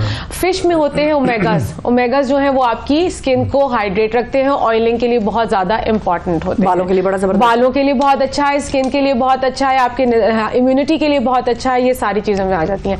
फिर ये ओमेगा थोड़ा सा डिफाइन भी करते हैं, ये ओमेगा होता क्या है? ओमेगा 3 होता है, ओमेगा 3 है, ओमेगा 6 है, ओमेगा 9 है, और अंडों में भी होता है, और अलग अलग नंबर भी होंगे। बिल्कुल। अच्छा, ये फैटी एसिड्स हैं, फैटी आपकी बॉडी में डिफरेंट एसिड्स होते हैं, तो ये फैटी एसिड्स हैं जो कि जनरली आपकी इम्यूनिटी बिल्डअप करने में बहुत इंपॉर्टेंट रोल प्ले कर रहे हैं, ठीक है, आपकी स्किन को हाइड्रेट रखने के लिए बहुत इंपॉर्टेंट रोल प्ले कर रहे हैं। एक जमाना था जब ओमेगाज नहीं थे और अंडे पे भी बार बार हटा देते थे, और ओमेगा का बड़ा अच्छा पोर्शन जो है वो आपके अंडे की योक में होता है। बिल्कुल। तो अब आपने देखा होगा कि नई रिसर्चेज आई हो, कहते हैं अंडा तो खाना चाहिए, अंडा तो मिस नहीं होना चाहिए, 4 दफा हफ्ते में ले लें। तो ये वो चीजें जो आपको लेती हैं, वरना फिर हम क्या करते हैं, कॉड लिवर ऑयल की कैप्सूल्स लेते हैं और उसका हम सपोर्ट लेते हैं थ्रू आउट द विंटर, क्योंकि नजला, जुकाम, रेस्पिरेटरी इन्फेक्शन, इन सारी चीजों में बहुत इंपॉर्टेंट रोल प्ले कर रहा है। एक न्यूट्रिशनिस्ट से मेरी ऑयल और ये मॉइस्चराइजिंग के हवाले से बात हो रही थी, तो उनसे मैंने पूछा, न्यूट्रिशनिस्ट से कैसे बात कर मेरे होते हैं, ये मैंने गद्दारी कर मेरा प्रोटेस्ट तो उन्होंने मुझे ये बताया कि अगर आपके बालों में खुश्की आ रही है या स्किन पे खुश्की है, तो इसका मतलब आपके जिस्म के अंदर खुश्की है, मतलब वो जो इनफ ऑयल्स आपकी बॉडी को अंदर से चाहिए वो नहीं है बेसिकली। तो आप ये ऊपर से जितना लगा लें, आपने खाना है पहले। बिल्कुल, तो इसलिए मैंने कहा ना, you are what you eat. आप नहीं, तो सर्दियों में ऐसा क्या हो जाता है अचानक कि हमारी बॉडी में इंटरनली अच्छा देखो, सर्दियों में ना दो चार चीजें, वेदर ऐसा है क्योंकि आपकी ऐसी स्किन जो है ना झड़ती रहती है, वेपरेशन होती रहती है इस बॉडी पे से, तो आपका ड्राई वेदर होता है सर्दियों में ज्यादा, ठीक है। गर्मियों में तो ये स्वेटिंग और सारी चीजें ना, तो वो एक डिफरेंट लेवल होता है, ये ड्राइनेस का होता है। दूसरा ये कि बहुत बड़ा फैक्टर है कि हम खाने में ऐसी बहुत सी चीजें ले लेते हैं सर्दियों में जो आपके जिस्म से पानी को एब्जॉर्ब कर लेते हैं। Let's talk about fried foods. हमारा बड़ा दिल चाहता है ना कि वो शाम हो तो वो कबाब हो, तो चाय के साथ समोसा हो जाए, ये सर्दियों में ज्यादा ट्रेंड है शिफा। तो वो भी नमक मिर्च वाली ज्यादा ग़िज़ा भी आपके जिस्म से पानी को एब्जॉर्ब कर लेती है। ज्यादा तेल वाली ग़िज़ा आपके घर में अगर नमक ज्यादा इस्तेमाल हो रहा है तब भी आपकी बॉडी से हो रहा है। जो ऊपर खाने पे नमक डाल के खाते हैं, तो बड़ी खतरनाक है। यस, तो ये मल्टीपल चीजें हैं विच वी डू, और जिसकी वजह से, और वो विंटर में ज्यादा हो जाता है, और नेचुरली पानी का इंटेक आपका कम हो रहा होता है। चाहे आप जितना भी ख्याल रख लें, बॉडी वैसे इंडिकेट नहीं करती जैसे हम गर्मियों में हमें बॉडी बिल्कुल खटखटा के कहती है कि बेटा पानी पी लो, ठीक है। तो ये हो गए। अब हमें खटखटाना पड़ता है वॉशरूम का दरवाजा क्योंकि कोई और गया हुआ होता है, हम कहते हैं भाई तुम निकलो तो हम जाए पानी ज्यादा पी लिए। बिल्कुल। अब इसमें हम जहां बात कर रहे हैं वहां हम बात करते हैं ड्राई फ्रूट्स की। ड्राई फ्रूट्स एक मेवा जात है जो कि मेरा ख्याल है सिर्फ हमने सर्दियों में उसको लिमिट कर लिया, बट वो ऑल ओवर द ईयर आप ले सकते हैं। बट लिमिट हमेशा मैं कहती हूँ हैंडफुल ऑफ नट्स है, हैंडफुल ऑफ नट्स नहीं है। Can you see the difference? This is the difference we do. यूं लोगी तो 8-10 से ज्यादा नहीं आएंगे, और यूं मुट्ठी भर के लोगे तो अच्छे खासे हाथ में आ जाएंगे। किसी के घर में जाए ना, वो पड़ी हुई होती है ट्रे, तो फिर थोड़ी सी यूं करके आप जरा जेब वेब में डाल दें, वो अलग बात है। तो ये ड्राई फ्रूट्स भी हैं, बट अगेन मैं बार बार कह रही हूँ कि ड्राई फ्रूट्स का भी एक पोर्शन होता है। दे आर गुड फैट्स, जो आपने बात की उसमें भी ओमेगाज हमें मिलते हैं, बट वो कोलेस्ट्रॉल रिच भी हैं। तो अगर हम बहुत ज्यादा काजू या बहुत ज्यादा बादाम, पिस्ते, इस तरह की चीजें लेना शुरू करेंगे तो दैट कैन ऑल्सो, कहते हैं दाने निकल आए, दाने तो निकल आते हैं ना, बिकॉज वो ऑयल है, उसके अंदर कोलेस्ट्रॉल है, वो आपकी जो है उस तरह की क्लेंजिंग नहीं हो पाती है, ठीक है, तो जिसकी वजह से आपकी इंडिकेशन होना शुरू होती है। आपने से बात की शिफा के खुश्की आ रही है तो बॉडी के अंदर है, आपको पिंपल्स आ रहे हैं, इन्फ्लेमेशन बॉडी के अंदर है। So these are all indications जो बॉडी आपको बता रही है, because it can't talk to us, हमें बात तो नहीं कर सकती ना, तो वो हमें साइंस एंड सिम्टम्स देती है कि there is something imbalance going in the body. बिल्कुल, ये सारी चीजें हैं। तो फ्रूट्स पे आ जाएं अब। जी, फ्रूट्स पे आ गए। अब हम बात करते हैं fruits the richest source of vitamin C. Vitamin C जो है एंटीऑक्सीडेंट्स है। हमेशा मैं बात करती हूँ, ये जितनी चीजों के मैंने नाम लिए एंटीऑक्सीडेंट रिच है। एंटीऑक्सीडेंट आपकी बॉडी का एक दिफाई वो है, अल्लाह ताला ने मैकेनिज्म बनाया, वो आपकी बॉडी से सारे फ्री रेडिकल्स यानी कि गैर जरूरी मादनियात को बाहर निकाल देता है। तो जितना आप एंटीऑक्सीडेंट रिच डाइट लेंगे, आपकी skin hydrated, oxygenated, moisturised, everything will be there, ठीक है। अब उसमें आ जाता है सबसे पहले तो विटामिन सी। और विटामिन सी की अगर बात करें तो आपकी सर्दियां, माल्टे, किन्नू, ग्रेपफ्रूट, यू नेम इट, अमरूद है, सारी चीजें हैं जिससे आपको अंगूर हैं, इन सब से आपको विटामिन सी मिलता है। मौसमी है, मिठे, हर तरह की सोर्स आप यूज कर सकते हैं। मिठे क्यों कहते हैं? होता तो बड़ा कड़वा है वैसे। ये मुझे भी नहीं पता। ये तो इसी पे तो रिसर्च कर रही है, झूठ बोलती है ये इन्होंने इसी पे तो आपने करना था थीसिस अपना। हो ये रह गया। अब मैं अगली दफा आऊंगी मिठे कड़वे क्यों, ये टॉपिक होगा। लेकिन वाकई आपकी बात बिल्कुल सही है कि उसको मिठे क्यों कहा जाता है, आज तक नहीं समझ आया, होते वो बहुत कड़वे हैं, लेकिन वो बहुत कमाल की चीज है। डायबिटिक पेशेंट्स के लिए बहुत अच्छे हैं, क्योंकि ऑरेंज भी एक ऐसा है कि अगर हमारे मसला ये है कि फ्रूट हो तो मीठा हो, तो मिठे जो आप लोग खाते हैं तो उसमें ज्यादा इतना मिठास नहीं होती और वो आपको विटामिन सी भी मिल जाता है और चीजें मिल जाती है, फाइबर भी मिल जाता है, तो वो डायबिटिक पेशेंट्स के लिए बहुत अच्छा है। दे कैन यूज इट, और वो एक टाइम पे 2 मिठे आराम से 2 से 3 मिठे खा सकते हैं। ऑरेंजेस का ये होता है कि फिर आपको जरा कंट्रोल करके खाना होता है। बिल्कुल, कंट्रोल का ही तो मसला है सबसे बड़ा। बिल्कुल, अब ये सारे जो काम हम करेंगे तो हमारे अंदर की जो हाइड्रेशन है बिल्कुल आपकी उस पर असर पड़ेगा। आपकी जब अंदर स्ट्रेंथ बिल्डअप होगी तो वो फिजिकली नजर आने शुरू हो जाएगी। आप अंदर से कमजोर होंगे तो आप फिजिकली नजर आना शुरू हो जाएंगे, चाहे वो आयरन की डेफिशिएंसी है, चाहे वो विटामिन सी की डेफिशिएंसी है, विटामिन डी की डेफिशिएंसी, मतलब you name it, and it will start reflecting on your body. Internal system सही करो भाई, इंसानों भी और मुल्क वालों को भी चाहिए इंटरनल सिस्टम। लेकिन जिस तरीके से हम फिश बनाते हैं डीप फ्राइड करके, इतनी बड़ी कढ़ाई में वो फिश डालते हैं, वो ठीक है, उसमें कुछ बचता है तेल वेल अंदर का उसका अपना। अब ये तो एक वो हो जाएगा, देखो no doubt it's very tasteful, but generally we recommend कि आपने मछली खानी है तो उसको उसकी नॉर्मल जैसे ग्रिल्ड है, या उसको आप सालन में बना लेते हैं, या आप उसको स्टीमर में बना लेते हैं, या हल्का सा उसको ऑयल में करके आप पैन ग्रिल जिसको आप कहते हैं वो कर सकते हैं। आपकी बात बिल्कुल ठीक है, उसमें इतने मसाले लगाते हैं। मैंने क्या बात बोली थी, क्यों डिहाइड्रेशन हो रही है? We want to have lots of मिर्चें सर्दियों में, नमक, तो वो जब उस पर लगती है और वो फिर डीप फ्राई होती है, और अक्सर क्या होता है जब हम मार्केट से लेते हैं तो रीफ्राई भी हुई होती है, तेल ही इतना। यस, तो वो जरा थोड़ा सा आपके लिए महंगा है ना। हाँ, पेट्रोल महंगा है बिल्कुल। तो कोई पता नहीं एक वक्त में पेट्रोल में तली हुई चीजें भी हम खा रहे हो, भाई गधे खोते भी तो खाए हैं ना हमने। हाँ बिल्कुल, ये भी बिल्कुल सही खा सकते हैं और बस जितना हो उतना खा सकते हैं। जबरदस्त। तो ये चीजें इंटरनली आपको जो है वो ये हाइड्रेटेड रखेंगी तो बेहतरी होगी। जरा सर्दी में हम मुझ जैसे लोग जरा सर्दी में कोई फंक्शन करने के काबिल हो सकेंगे, वरना नहीं होता है भाई, वाकई बहुत मुश्किल मसाइल होते हैं जिंदगी में। थैंक यू जी, बहुत शुक्रिया, आपने हमारी सर्दियों को बेहतर बनाने में अहम किरदार अदा किया। बिल्कुल, जज़ाकल्लाह। नेक्स्ट टाइम मिठे कड़वे क्यों। हाँ, ये रिसर्च होनी चाहिए डॉक्टर साहब। और फूड रिलेटेड जितने डिपार्टमेंट्स हैं उनको भी बता दिया जाए ये टॉपिक, ताकि उस पर PhD करवाया जा सके। बिल्कुल। अच्छा जी, वक्फा ले लेते हैं, वक्फे के बाद दोबारा मिलेंगे। Stay with us. सुबह सवेरे पाकिस्तान। वेलकम बैक जी। नाजरीन, अवैस, मुझे अभी अचानक से फिरौन याद आ गया। ज़ाहिर है रिश्तेदार याद आते हैं इंसान को अक्सर। नहीं, अल्लाह ना करे कि मेरे खानदान में कोई ऐसा मेरा रिश्तेदार जानने वाला। तो अक्सर ऐसा होता है कि मैं तो लोगों से कहता हूं कि भाई देखो, अगर कभी बच्चों को फिरौन के बारे में बताया है ना, तो बच्चों को कभी किसी गवर्नमेंट ऑफिस में ले जाओ ताकि दिखा भी सको उनको। अक्सर औकात वहां पर ऑफिसर जो है बड़े फिरौन बने हुए होते हैं। ऐसा भी होता है। ये एक तो बच्चे प्रैक्टिकली देख लेंगे ना फिरौन कैसा होता है। लेकिन जो हमने असल में देखा फिरौन को, कि फिरौन असल में जो असल वाला फिरौन था, जो वहां पर मम्मी हुआ था, वो कौन था, कैसा लगता था, ये तस्वीरें वायरल है सोशल मीडिया पे, अक्सर हम नजर आती है। फिरौन के हवाले से तो जो कि कुरान की आयत भी है कि हमने उसको दुनिया भर की रहती दुनिया के लिए इबरत का निशान बना दिया। तो अल्लाह ताला ने उसको ये पहले से ही बता दिया गया था कि ये जो शख्स है ये अब रहती दुनिया तक इबरत का निशान बनेगा। और फिर जब उसकी लाश निकाली गई, फिर उसके बाद उसको जो है वो प्रिजर्व किया गया। और एंशिएंट इजिप्ट के अंदर तो खैर ये रिवाज था कि वो अपने जो भी बादशाह या जो भी बड़े लोग मर्द औरतें होते थे उनकी लाशों को प्रिजर्व करते थे और उनकी हनूदकारी करते थे, ममिफाई करने का जिसको प्रोसेस होता है वो करते थे। लेकिन इसकी जो लाश थी वो समुंदर में थी, वहां से निकाली गई और फिर उसके बाद उसको अब मतलब प्रिजर्व किया गया है। बिल्कुल। तो वो जो ममिफाई करने का प्रोसेस है वो है बेसिकली हनूदकारी का और वो सिर्फ वहां नहीं होता, हमारे यहाँ भी हनूदकारी की जाती है। हमारे यहाँ आमतौर पर हनूदकारी हम किस चीज की देखते हैं? जानवरों की।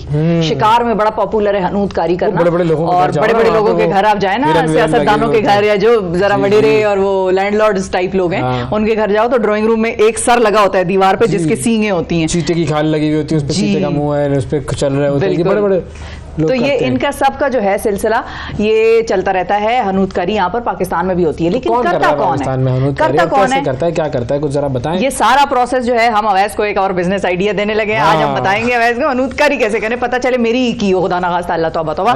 लेकिन आप मरे तो सही बस देखे पता चल गया ना, फौरन ये इन्होंने प्रिजर्व करके फिर अपने स्टूडियो में भी लगाना। हाँ, कि लगाना कि भाई ये खातून थी, 200 साल बाद बताया जाएगा कि ये और मॉर्निंग शो करती थी। खैर, जाहिद हुसैन साहब हमारे पास मौजूद हैं और हमारे प्रोग्राम का हिस्सा बन रहे हैं। जाहिद हुसैन साहब खुद भी हनूतकार हैं और हनूतकारी के एक्सपर्ट बेसिकली हैं। पाकिस्तान में हनूतकारी करते हैं, किस तरह से करते हैं, कौन कौन से लोग आके इनको किस किस किस्म का जानवर देते हैं और हनूतकारी कितना मुश्किल या आसान अमल है, ये हम इनसे जानेंगे। अस्सलाम वालेकुम जाहिद साहब। सर, बहुत शुक्रिया सर, आपने वक्त निकाला। सबसे पहले तो ये बताएं, आप हनूतकारी की तरफ कैसे आए, आप कैसे बने हनूतकार? असल में मेरे वालिद साहब ये करते थे, आज तकरीबन 60-65 साल पहले करते थे। मेरे वालिद साहब, पूरी फैमिली हमारी करती थी। तो वालिद साहब से मैंने ये काम सीखा अपने। उसके बाद फिर मैंने ये 28 साल से तकरीबन मैं कर रहा हूँ। तो ये चलता आ रहा है, लेकिन इसकी कोई करवाते हैं लोग, काफ़ी ज़्यादा करवाते हैं और कर रहे हैं, लेकिन इतना ज़्यादा इसकी मार्केटिंग वगैरह तो नहीं है। लेकिन ये कि हम शौक से साथ फैमिली हमारी कर रही है और मैं इसे चलाने की कोशिश कर रहा हूँ। ठीक है, आपका ठीक है। अच्छा। आपका तो खानदानी अमल एक तरह से हो गया, हुनर है आपके तो पास खानदान का। लेकिन हमने अक्सर ये भी देखा है केमिस्ट्री लैब्स में और बायो लैब्स में वो गुलेरियां होती हैं, हनूतकार रखी होती हैं हमें दिखाने के लिए, या वो मगरमच्छ से बनाए होते हैं पढ़ाने के लिए। आप किस किस जानवर की हनूतकारी कर चुके हैं अभी तक? बेसिक तो ये चीज़ है कि ये एनिमल हो या बर्ड्स हो, उनकी सेम ही टैक्सीडर्मी की स्टफिंग की जाती है। और इसमें कोई चीज़ें ऐसी हैं कि वो लेटेस्ट चीज़ें आई हैं, जिसमें पीयू फोम आ गया, भूसा आ गया, उसमें काटन आ गई, ये चीज़ों से साथ की जाती है। लेकिन जो उसकी जो बेसिक है वो एक ही है बस। उसमें जो आप कैसे भी कर सकते हैं, काटन के साथ कर सकते हैं, पीयू फोम के साथ कर सकते हैं, या आप किसी भूसे के साथ भी कर सकते हैं। लेकिन उसमें जो केमिकली यूज होते हैं वो आप बताते हैं, वो लेठी सब वो आ रहे हैं, पुराने नहीं है जो पिछले वक्त में जो किए जाते थे, मिस्र में किए जाते थे जब वो नहीं चीज़, अब ये नई लेटेस्ट चीज़ें आ गई उसके साथ किए जाते हैं। ये लैबों में पड़े हुए हैं, ये पुराने भी पड़े, नए भी पड़े हुए हैं। अभी कर रहे हैं इंशाल्लाह, इस पे कोई सेंटर बनने की भी कह रहे हैं, कोई ऐसा अल्लाह करे कोई ऐसा चीज़ बन जाए जिससे ये आम लोग भी तकरीबन 18-20 लोग कर रहे हैं, अल्लाह करे बन जाए इस तरह का सेंटर। ये बताइए आगे भी पहले जो है किस तरह होती थी और अब किस तरह होती है, ये प्रोसेस क्या है, जरा इसका हमें समझाएं कि ये कैसे किसी जानवर को या परिंदे को प्रिजर्व किया जाता है, तरीकाकार क्या होता है और पहले क्या था और अब क्या है? सर, पहले तो ये होता था कि आपने उसकी खाल उतारने के बाद आपने उस पर कोई नमक या सोडियम पोटाशियम जो होता था एलन के साथ कर दी। अब ये चीज़ें नहीं, अब वो बाकायदा खाल को हम लेदर करते हैं, बाकायदा धोते हैं उसे, उसका पर अंदर से बिल्कुल कोई मीट या वगैरह कोई चीज़ नहीं ऐसे ही रहने देते हैं। उसके साथ ऐसे करते हैं, लेदर करने के बाद उसे काफ़ी देर तक उसे सुखाते हैं, स्पिनर के साथ सुखाते हैं, कोई ऐसे हवा के साथ, तेज़ हवा के साथ डायरेक्ट करते हैं। उसके बाद पीयू फॉर्म के साथ उसका स्केच बनाते हैं। स्केच बनाने के बाद उसके जब वो स्केच तैयार हो जाता है, हम जो उसकी आँख का मसला होता है, उसकी आँख को भी करते हैं पॉक्सी से, आँख में नेचुरल आँख बनाने की कोशिश करते हैं। उसके बाद जो उसके अंदर निकलता है मीट, उसके साथ स्केच बना के पीयू फॉर्म के साथ या कॉटन के साथ तारों के साथ लेके उसका अंदर से हम लेंटर डाल के तो उसको कर देते हैं। पहले ये सिलसिले नहीं थे, पहले वो तूड़ी होती थी, आप जो उसका इस्तेमाल कर देते थे, लेकिन ज़्यादा देर नहीं चलता था वो, महीने 2-4 महीने, सर्दी आती थी तब वो ख़त्म हो जाती थी, एक्सपायरी टाइम तो बहुत कम था। अब तो आप 100 साल तक, 50 साल तक इसे आसानी से ले जा सकते हैं। अगर आपके डैंग रूम में पड़ा हुआ है या आप किसी म्यूज़ियम में पड़ा हुआ है तो 50 साल 60 साल ये आसानी से चला जाएगा, उसे कुछ भी नहीं होगा। अच्छा, और ये जो आपने बताया कि इसकी जो है वो खाल, ये जो इसका चमड़ा है वो सुखाया भी जाता है, फिर इसके अंदर वो सारी स्टफिंग की जाती है, तो जो ऊपर जो कवरिंग होती है बॉडी की, जैसे मिसाल के तौर पर कोई जानवर है तो इसकी खाल का एक अंदर का हिस्सा होता है, एक बाहर का हिस्सा होता है। बाहर के हिस्से पर उसकी वो जो फर होगी या जो बाल होंगे उसके वो, या जो परिंदा है उसके पर, तो वो फिर कैसे लगाए जाते हैं?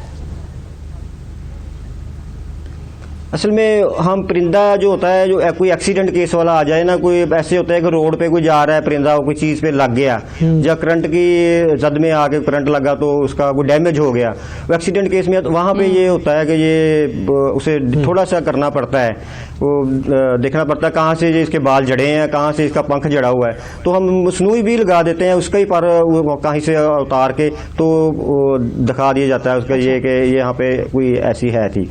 लेकिन जो बर्ड्स घरों में रखे होते हैं, जो लोग करवाना चाहते हैं, पुराने बर्ड्स होते हैं, कोई करवाना चाहता है हमारे घर का तोता मर गया जो कैसा, तो वो काफ़ी फ्रेश होते हैं, तो उसमें कोई इतनी ज़्यादा नहीं होती, वो इजीली आसानी से काफ़ी अच्छा पीस, साफ पीस तैयार हो जाता है।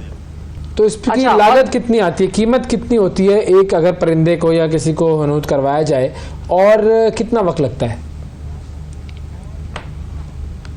सर एक अगर हम मोर को करते हैं तकरीबन 4 दिन का उसका होता है लेदर करना, उसके बाद उसके स्केच वगैरह बनाना, तो उसके बाद हम 4 दिन के बाद उसे लगा देते हैं बेस पे। उसकी कीमत जो आप पूछ रहे हैं सर, कीमत उसकी जो ना तकरीबन 12-13 हज़ार रुपये पर उसकी कीमत हो जाती है। लेकिन ये कि बहुत कम लोग करवाने की तरफ आते हैं, क्योंकि ये इतना तो कहते हैं कि यार तुम कर तो रहे हो, लेकिन ये इतनी कीमत ज़्यादा है इसकी, क्योंकि ये इतना तो कहते हैं जिंदा कर लेंगे हम, दो लेंगे 5-7 हज़ार 10 हज़ार में, अब मुर्दा जानवर खड़ा, लेकिन वो चीज़ नहीं है क्योंकि इसकी कोई वर्कशॉप नहीं है, इसकी कोई ट्यूशन नहीं, कोई लेक्चर नहीं है पाकिस्तान में, तो हम इसे ना जागर करने की और खड़ा करने की बात कर रहे हैं। तो इसकी कीमत मार्केटिंग हो तो फिर पता चले ना ये कैसे होता। लोग तो बस चल रहा है, इसे काम को जिंदा किया हुआ है, बाहर के और बढ़ा रहे हैं, कोशिश करें ऐसी वर्कशॉप। सर बाहर में इसकी जो ना बहुत ज़्यादा कदर है, यूरोप कंट्री में इधर बहुत ज़्यादा उसकी कदर है। उसके साथ ये कि वहाँ पे ये लोग बहुत अच्छे तरीके से इस काम को ले रहे हैं, और बाकायदा इसकी चीज़ की ट्रेनिंग दी जा रही है, मल्टीमीडिया लगा के दे रहे हैं उसे, बाकायदा बच्चों को साथ लेके चल रहे हैं इसकी, क्योंकि जो भी नया परिंदा कोई ख़त्म हो रहा है ना, वो उसको उन्हें कराने की ये नस्ल ख़त्म हो रही है इसकी, तो उसे जो मर गया है, जो इस दुनिया से चला गया है, तो उसे फ्रीजर करके उसके बाद वो ट्रेनिंग वगैरह करवा के उसे अपने म्यूजियम में रखते हैं, ताकि आने वाली नस्लें इसे देखें कि ये ऐसा परिंदा था, ऐसी बर्ड। लेकिन ये हमारे नई मुल्क में चीज़ नहीं चल रही, क्योंकि ये इसका सेंटर नहीं है, कोई ऐसी वर्कशॉप नहीं है, ऐसा कोई स्कूल नहीं है, कोई यूनिवर्सिटी नहीं इसकी है, तो होनी चाहिए ताकि हमारे जैसे लोग भी इसमें तो आगे आए, देख दिखाएं हम लोगों को। आपके पास कोई नहीं आया सीखने कभी, या आपने किसी को सिखाया हो? हाँ जी, मेरे पास आते हैं। असल में ये बात होती है, जब हम किसी को सिखाने लगते हैं, वो कहते हैं कि सबसे पहले ये होता है कि खाल उतारते हैं, एक टाइम पीरियड है इसका खाल उतारने का, तो वो खाल उतारता है 2-4 दिन तक, वो कहता है कि पहले ये ना जल्दी ये काम हो जाए, यानी 1-2-4 महीने में काम सीख लूँ, जहाज जैसा हो जाऊँ, जल्दी करके अच्छे जो पीस बनते हैं खूबसूरत लग रहे हैं, दीवार पे लगे हुए साइड पे, ये मेरा कंप्लीट हो जाए, जल्दी हो जाए। असल में ये बात नहीं है, इसमें 28 साल लगे मुझे, कम से कम वो मुझे 2-2.5 साल तो लगेंगे, इसमें 10 साल तो लगेगा ना सीखने में। इसके 3-4 पॉइंट की किसी की टेक्निक लैदा होती है, किसी की टेक्निक लैदा है लगाने में। हम तो असल में जल्दी मचा रहे होते हैं, तो फिर वो काम सही होता नहीं, ना हो पाता है ना सही हो पाता है। अच्छा, फाइनली ये भी बताइएगा, आपने जो जानवरों की और परिंदों की हनूतकारी की है, तो कहाँ पर वो लगे हुए हैं, कहाँ देखे जा सकते हैं? बड़े कोई लोग हैं जिन्होंने आपसे कुछ करवाया, तो हमें भी बताएं जरा, उनके घरों पे क्या लगाया है आपने? हमारे ज़्यादातर मेरे जो बर्ड्स वगैरह होते हैं, जो कॉलेजों में ज़्यादा, यूनिवर्सिटियों में हमारे जाते हैं ज़्यादातर, तो मेरे गवर्नमेंट कॉलेज में पढ़े हुए हैं, गवर्नमेंट कॉलेज डोगोजा में पढ़े हुए हैं, कई यूनिवर्सिटियों में पढ़े हुए हैं, कुछ में, तो कुछ लोगों के घरों में पड़े हुए हैं, मोर वगैरह ज़्यादा करवाते हैं, तो कुछ के घरों में पड़े हुए हैं ये चीज़ें, लाहौर में, फैसलाबाद में, इधर गोजरा में। तो क्योंकि मैं गोजरा का रहशी हूँ, तो गोजरा के लोग जो तो बड़ा मुश्किल, इतने ज़्यादा नहीं, लेकिन वो कब कोई, हाँ जी, बहुत ज़्यादा, काफ़ी ज़्यादा मुश्किल, बड़ा भी परिंदा है, उसके बाद वो बनता भी खूबसूरत है, जब वो तैयार होता है तो बहुत खूबसूरत बनता है। हर बंदा कहता है कि मैं इसे घर में रखूँ, क्योंकि बहुत अच्छी चीज़ बनती है, वो मोर होती है। चल, करवाना है आपने? देखते हैं, सोचते हैं। आपके घर में भी पेट्स हैं, पेट्स हैं वो, जिंदा हैं, अभी जिंदा हैं। और हाँ, लेकिन ये लेकिन नहीं, वो बस एक अजीब सी फीलिंग आती है, एक जानवर आपके घर में मुर्दा वो मम्मीफाई हुआ पड़ा है, वो भी जरा मुझे एथिकली भी और इस्लामिकली भी मुझे जरा ठीक नहीं लगता वो, कि भाई खामखा आपके घर में एक मुर्दा चीज पड़ी हुई है, किसी दिन बातचीत कर ले आपसे, तो बातचीत कर ले, रात को सोए हो तो खामखा एक चीता खड़ा है सर पे, तो ये भी हो सकता है, तो कुछ भी हो सकता है। तो इसलिए, लेकिन ये है कि ये एक आर्ट है और सीखने में इसको वक्त लगता है, और बाहर तो पूरी इंडस्ट्री होती है इसकी बाकायदा तौर पे, पाकिस्तान में भी है लेकिन कम है और बहुत छोटे पैमाने पे। और अब ये भी जिसको तरह हम कहते हैं ना, बहुत सारे इंस्ट्रूमेंट्स हमारे गायब हो रहे हैं, बहुत सारे प्रोफेशन ऐसे हैं जो गायब हो रहे हैं जी, और ना सीखे गए और ना ही अब उनके बारे में उस तरह से बात होती है, ना सिखाने वाले बच्चे हैं। तो this is also one of them. हमने सोचा आपको भी हम बताएं कि हनूतकारी भी एक चीज़ है जो अगर आप हॉबी बनाना चाहें तो आप ये कर सकते हैं। नाजरीन, वक्फा लेते हैं, वक्फे के बाद दोबारा हाजिर होंगे, रहिएगा। सुबह सवेरे पाकिस्तान। Welcome back. सुबह सवेरे पाकिस्तान में एक मरतबा फिर आपको खुशामदीद कहते हैं जी। तस्वीरें खिंचवाने का शौक़ जो है वो शिफा को बहुत है, शदीद है, और थोड़ी देर में 5 मिनट में नहीं, कम है यार तस्वीरें नहीं, यूजुअल खवातीन से कम है, लेकिन ये है कि इंसान को खुद नहीं एहसास होता कि उसे क्या बीमारी है, दुनिया देख रही होती है ना, उसको पता लग रहा होता है। तो ये है बस, आपको क्या पता। मैं ऑन डिमांड बनवाती हूँ वैसे, और डिमांड आती है तो फिर डिमांड भी बड़ी डिमांड है भाई, माशाल्लाह। अच्छा, अब आपको मैं एक बात बताऊं, कोई एक तस्वीर ऐसी जिसे दुनिया में सबसे ज्यादा देखा गया, वो कौन सी तस्वीर है, पता है आपको? आपकी तो नहीं है, ये बात तो तय है हो, लेकिन ये कि अभी नहीं है बिल्कुल, लेकिन कोई है, ऐसी है। जी जी जी जी भाई, देखो, एक तो ये कि स्मार्टफोन लोगों के पास है, रोजाना अरबों की तादाद में तस्वीरें खींची जा रही, और शख्स तस्वीर खींच रहा है, करोड़ों तस्वीर जो है वो सोशल मीडिया पर या जो मुख्तलिफ जो प्लेटफॉर्म्स हैं उन पर पोस्ट किया जाता है। लेकिन कौन सी तस्वीर ऐसी है जो कि सबसे ज़्यादा देखी जाती है, देखी गई है? वो है जी माइक्रोसॉफ्ट के ऑपरेटिंग सिस्टम है विंडोज एक्सपी, उसका डिफॉल्ट वॉलपेपर है। अच्छा। वो वॉलपेपर है ब्लिस। ये है सबसे ज्यादा देखी जाने वाली पिक्चर, ब्लू आसमान, सफेद बादल और ग्रीन ग्रीन ग्रीन घास, और ये सबसे मशहूर तस्वीर है। हर शख्स इस तस्वीर से वाकिफ है जिसने विंडोज चलाया है। ऐसा ही है, बिल्कुल है, बिल्कुल। ये तस्वीर अब तक इसके हवाले से जो एक्चुअल फिगर्स है कि कितने अफराद ने इस तस्वीर को देखा है ये नहीं पता, लेकिन एक आइडिया के मुताबिक ये तादाद अरबों में होना चाहिए, बिल्कुल अरबों में होनी चाहिए। अक्टूबर 2021 में माइक्रोसॉफ्ट ने विंडोज एक्सपी को रिटायर कर दिया, लेकिन इस तस्वीर का रिकॉर्ड अब भी बरकरार है। बेसिकली ये किस फोटोग्राफर ने ली थी, उसका नाम था चार्ल्स ओरेयर था। 1998 में उसने ये तस्वीर खींची, उस वक्त खींची जब वो अमेरिका की रियासत है कैलिफोर्निया। अच्छा। अमेरिका में एक इलाका है, सही है, रियासत है कैलिफोर्निया, ठीक है। वहां से वो कैलिफोर्निया का इलाका है सोनोमा, उससे एक और दूसरे इलाके मारिन जा रहा था। कितने इलाके हैं वैसे आप? कैलिफोर्निया के अंदर जो है वो मारिन भी है, उधर से थोड़ा सा आगे निकले सोनोमा है, उधर लेफ्ट पे मुड़ते हैं ना, ठीक है, तो वो उस तरफ निकल जाए तो वो आगे आता है वो। ओके, ऐसे पूछ रही है जैसे पता नहीं मैं हाँ, तो पहले बता कैसे रहे थे? इलाका है कैलिफोर्निया, ठीक है शिवा। मैंने कहा मजीद डिटेल पूछ लेती हूँ, घर तक मैं छोड़ आती हूँ उसको जाके। तो वो जा रहा था, गाड़ी में जा रहा था वो। अब गाड़ी जब चल रही थी तो वहां से एक खातून से वो मिलने जा रहा था। उस खातून का नाम भी बता दे अगर है, पता है तो। डेफिनेटली बाद में उनकी बीवी बन गई थी वो। मतलब ताल्लुक था ना, ठीक है। तो ये जो है जनवरी का महीना था, कई दिनों से बारिश हो रही थी और उसके बायस ये जो इलाका जो है बहुत ज़्यादा सरसब्ज हो गया था। और सफ़र के दौरान ये फोटोग्राफर साहब थे, उन्होंने गाड़ी रोकी, सामने सड़क ज़रा तंग थी, हवा तेज़ चल रही थी, उन्होंने इर्द गिर्द देखा, एक बाड़ नज़र आई, उसके पीछे सरसब्ज एक पहाड़ी मौजूद थी और उन्होंने ये तस्वीर वहाँ पर खींची। ब्लिस मशहूर ज़माना तस्वीर, बिल्कुल। ये देखें, ये इसकी वीडियो है। अच्छा। जी जी जी। अब एक इंटरव्यू में बेसिकली उसने बताया कि देखो ये मैं गाड़ी से बाहर निकला, मैंने कुछ तस्वीर खींची, उसके बाद फिर वो सफ़र शुरू कर दिया मैंने। अब तो खैर उनके सफ़र के बारे में सब जानते हैं, मैंने जब बता दिया तो और सब लोग जानेंगे। बिल्कुल, हमारी अवाम के लिए ये इंतहाई अहम एक पीस ऑफ इंफॉर्मेशन था। और ठीक है, ओरिजिनल तस्वीर से ये कन्वर्ट होकर कैसे ये सामने आ गए, ये हुआ बेसिकली। उसके ऊपर ऑब्वियसली ट्रीटमेंट हुई है। ये देखो, ये ओरिजिनल तस्वीर, और ओरिजिनल के बाद अब जब ये विंडोज में आई तो ऐसी हो गई थी। जी जी जी, ये अच्छी खासी तब्दील हो गई थी। हाँ हाँ, तो आपकी भी ओरिजिनल तस्वीर देखें और बाद में ट्रीटमेंट के बाद, फिल्टर के बाद, ऐसा भी नहीं है, आसमान का फर्क है इसमें।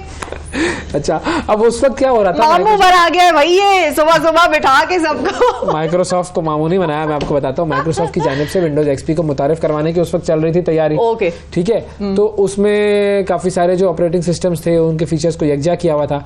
अब चार्ल्स ओरियर जो है वो एक स्टॉक फोटो सर्विस को इस्तेमाल करके अपनी तस्वीर का लाइसेंस फरोग करता है। ओके, फोटोग्राफी ठीक की है, हाँ। आपने उस प्लेटफॉर्म्स पे लगाया उसके लाइसेंस ताकि आपको उसके इनकम होती रहे।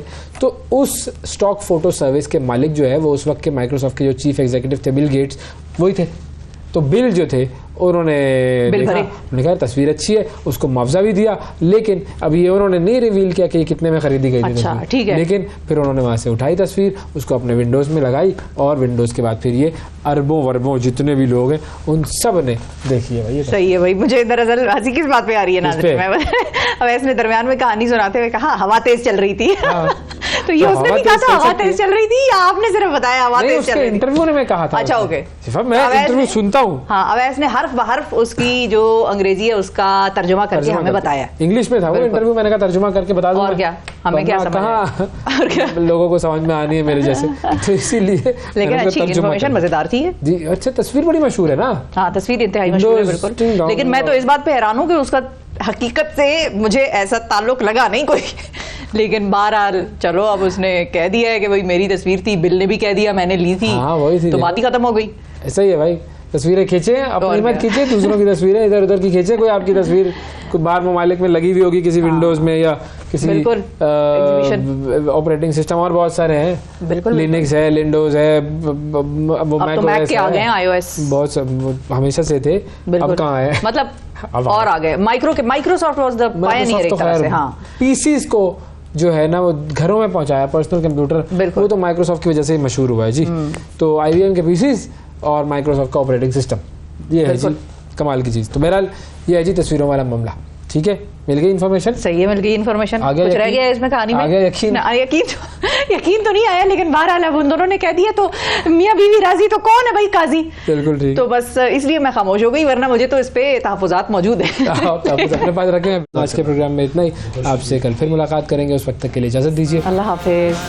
सुबह सवेरे पाकिस्तान।